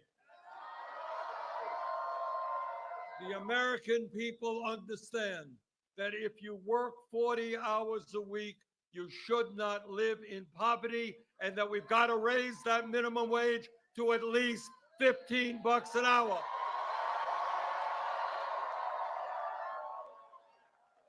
The American people understand that health care is a human right, not a privilege.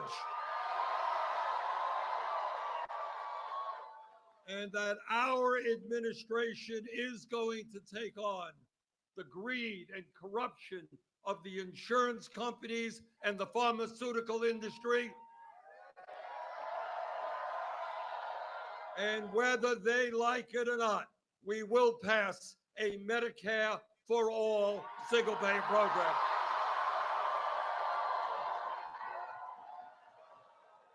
The American people understand that in the year 2020, all of our people, regardless of income, are entitled to get a higher education. And that is why together we will make public colleges and universities tuition free,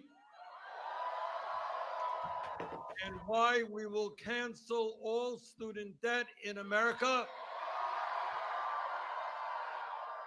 And we're going to do that through a modest tax on Wall Street speculation.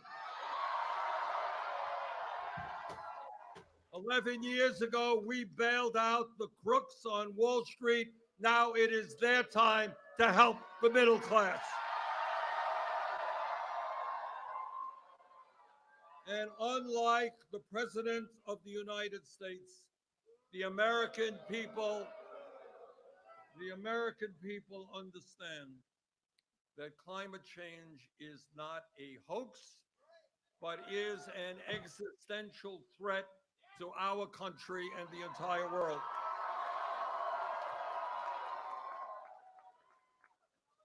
They understand that the time is now for us to take on the fossil fuel industry, to transform our energy system away from fossil fuel to energy efficiency and sustainable energies. And as President of the United States, because this is a global issue, not just an American issue, we are going to speak to the people in China and Russia and countries all over this world and say, maybe, just maybe, instead of spending $1.8 trillion a year on weapons of destruction designed to kill each other, maybe we should pool our resources and fight our common enemy, which is climate change.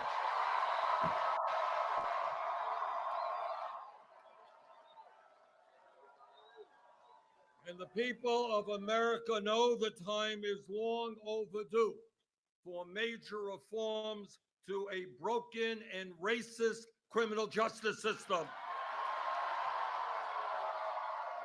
We're going to invest in our young people, in jobs and education, not more jails and incarceration.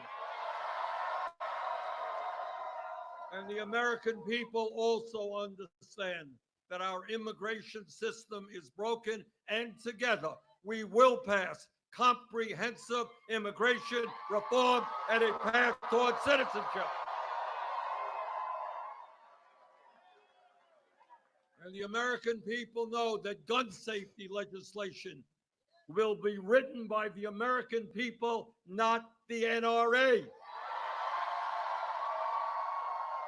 And the American people most certainly know that it is women who must control their own bodies, not politicians.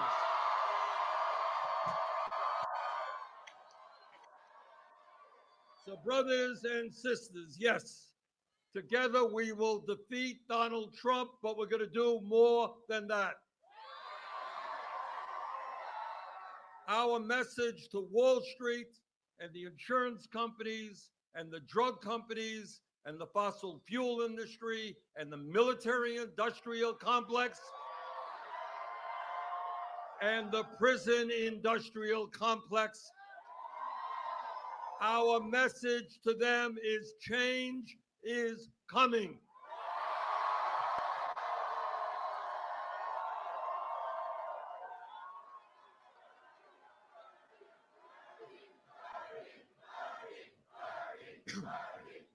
Together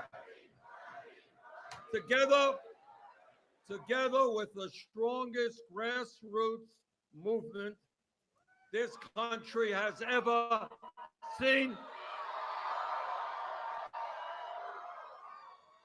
where we have knocked on hundreds of thousands of doors here in Iowa, we're doing it in New Hampshire.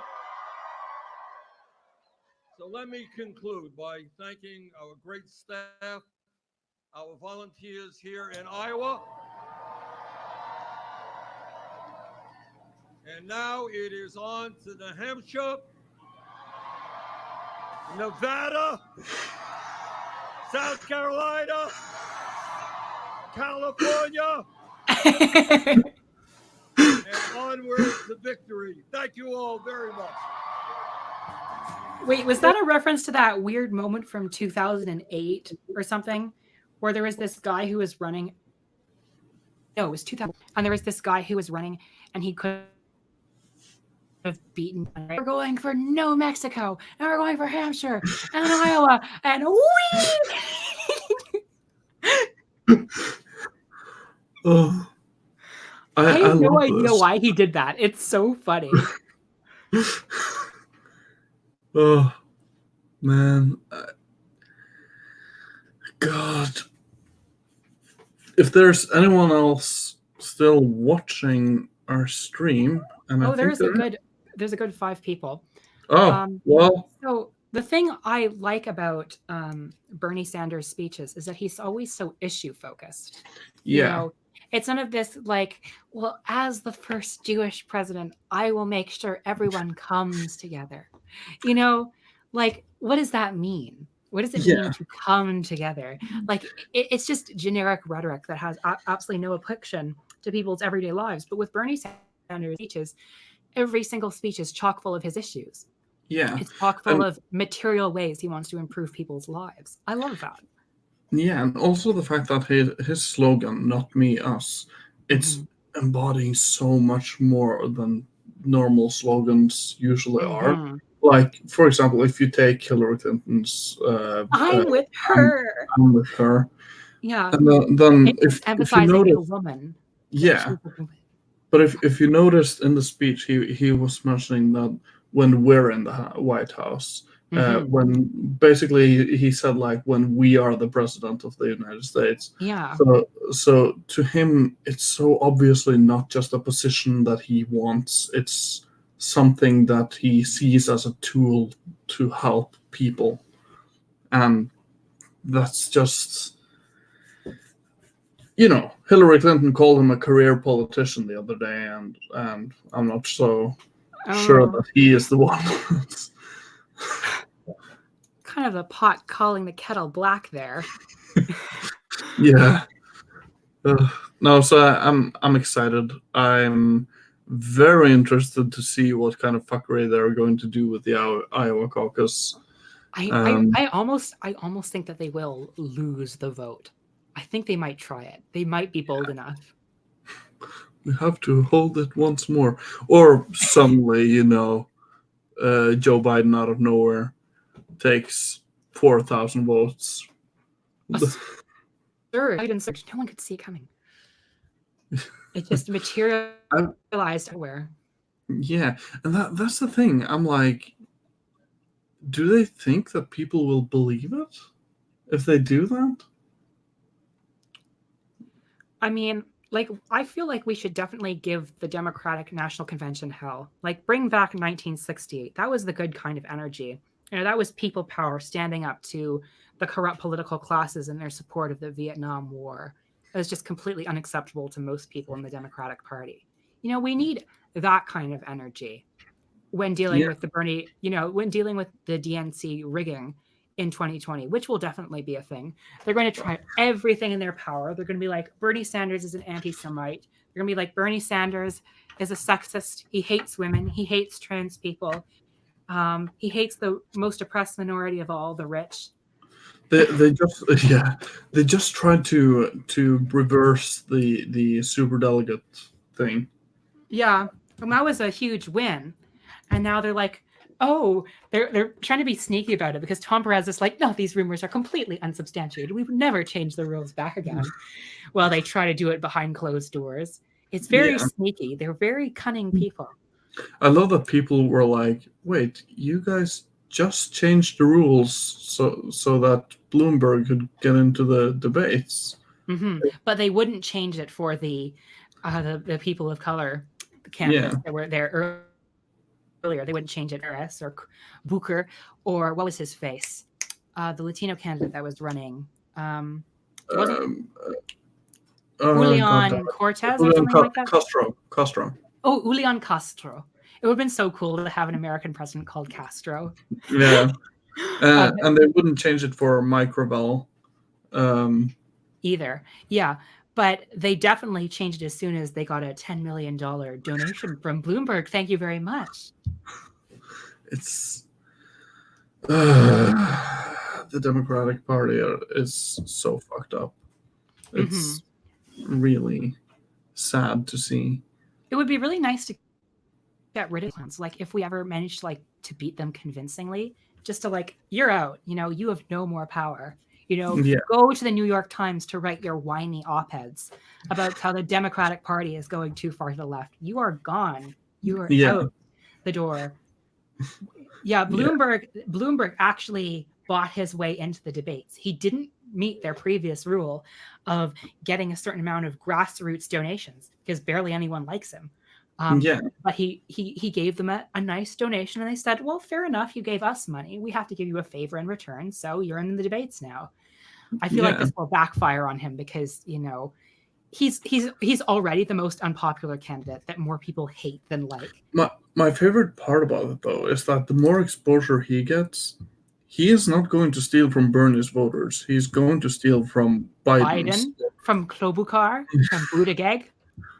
So to me, you know what? I welcome him onto that debate stage because he is going to make the establishment candidates weaker, not the progressive ones. He's going to split the establishment vote, and moreover, he's going to help illustrate just how corrupt and beholden to the elite the Democratic Party really is. Yeah. All right. So it's 7:18 here now. Oh, I'm so sorry. I made you stay up all night. It's 1:18 in Canada. I don't regret a second of it. It's been a very enjoyable call. Thank you, everyone, so much for watching and listening. It's been wonderful to have you on Rat Resistance. I hope, I really do like the idea of making this a weekly thing, of having weekly gatherings of, you know, like-minded and sometimes not so like-minded people to discuss politics and really address the issues that are meaningful in our everyday lives. Yeah. So thank you very much for coming on, and thank you, everyone, for listening. It's been a pleasure. Bye now.